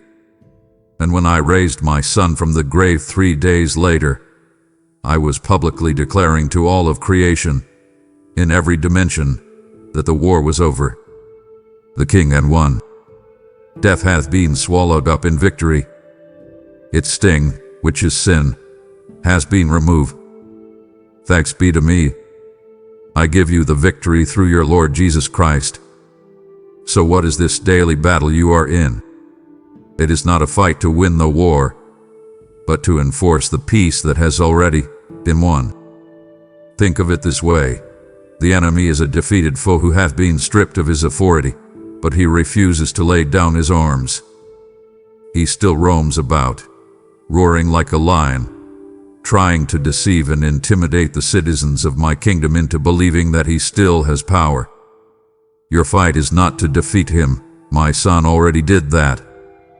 Your fight is to stand your ground in the victory that has already been won, to hold up the shield of faith, and to remind the enemy of his defeat with the sword of my word. You are not a terrified soldier hoping to survive. You are more than a conqueror through him who loved you. You are the enforcer of a victory already decreed. So when you struggle with that recurring sin, do not despair as if you are losing. Rise up and declare, "No, the power of this sin was broken at the cross. I am standing in Christ's victory over it." When fear attacks you, do not cower. Stand and declare, "The spirit of fear was defeated. I have been given a spirit of power, love, and a sound mind. The outcome of history is not in doubt. I have declared the end from the beginning." Stop fighting like a victim. Start living like the victor you already are. My child, as we conclude this conversation for now, I want to leave you with the final, ultimate promise. It is the hope that puts all of your earthly struggles into their proper perspective. You are so weary. You are tired of the brokenness of this world. You are tired of sickness, of strained relationships, of financial pressures, of the constant battle. You are tired of saying goodbye to those you love. Your heart aches with a deep and profound longing for a place where all is made right, where there is no more pain and no more striving. That ache, that longing, is a homing beacon I have placed in your soul. It is there to constantly remind you that you are not home yet. My son looked at his disciples, who were full of fear and confusion, and he made them this personal promise, which I now make to you. I am going to prepare a place for you in my Father's house. And if I go and prepare a place for you, I will come back and take you to be with me, that you also may be where I am. Think of the love and intention in those words. I am not just creating a generic heaven. I am preparing a place specifically, personally, for you. It is like a loving father preparing the room for a child who hath been away on a long and difficult journey, eagerly anticipating their return. Every detail is being attended to with a love that you can barely comprehend. And this home is your inheritance, an inheritance that can never perish, spoil, or fade, kept in heaven for you. Every treasure you have on this earth will eventually decay or be lost, but this inheritance is perfectly and eternally secure. And what will this home be like? It is a place of the great reversal. I will personally wipe every tear from your eyes. The specific grief that you carry in your heart right now will be healed and forgotten. There will be no more death, or mourning, or crying, or pain, for the old order of things will have passed away. Everything that is a result of the brokenness of this world will be gone forever. Here, you know me through faith, and you see me as if through a dim glass. But there you will see me face to face. The relationship that we have now, which is real but often feels strained by the noise and sin of this world, will finally be made perfect. You will know me fully, even as you are fully known. There will be no more distance, no more doubt, no more striving. You will be perfect, unhindered intimacy. This, my child, is the final destination. This is not an escape. It is a homecoming. It is the end of your journey as a sojourner in a foreign land and the beginning of your forever as a beloved child, finally and completely at home in your Father's house. When this life grows dim, when your heart is weary, remember this promise. Your home is waiting. I'm waiting for you. My child, you now hold the promise of your eternal home and the certainty of a victory already won. This glorious truth is not meant for you alone. It is the rescue plan for a world lost in despair. If this eternal hope now burns within you, I call you to use your earthly treasure to store up eternal treasure by sending this message to others. Your gift becomes a lifeboat, a chariot of fire sent to rescue souls from the darkness and bring them into the promise of this eternal home. Therefore, I now give you this charge from my word. Test me in this and see if I will not throw open the floodgates of heaven and pour out so much blessing that there will not be room enough to store it. Obey this prompting now. Give generously through super thanks, membership, or the PayPal link in the description, and watch as I honor my promise to you. My child, you did not hear these words by chance. This was a divine appointment I set for you. This message was my arrow, and it has found its mark in your heart. Do not let the enemy steal this moment of truth from you. I now call you to seal this encounter and make your stand of faith. Declare it for all the heavenly hosts to witness by writing in the space below, I receive this word. This message was for me. Let this be your public testimony that you have heard my voice today. Amen. If you believe in me, your Heavenly Father, then like this video and leave a heartfelt amen in the comments. If you want to stay closer to me, then subscribe to this channel.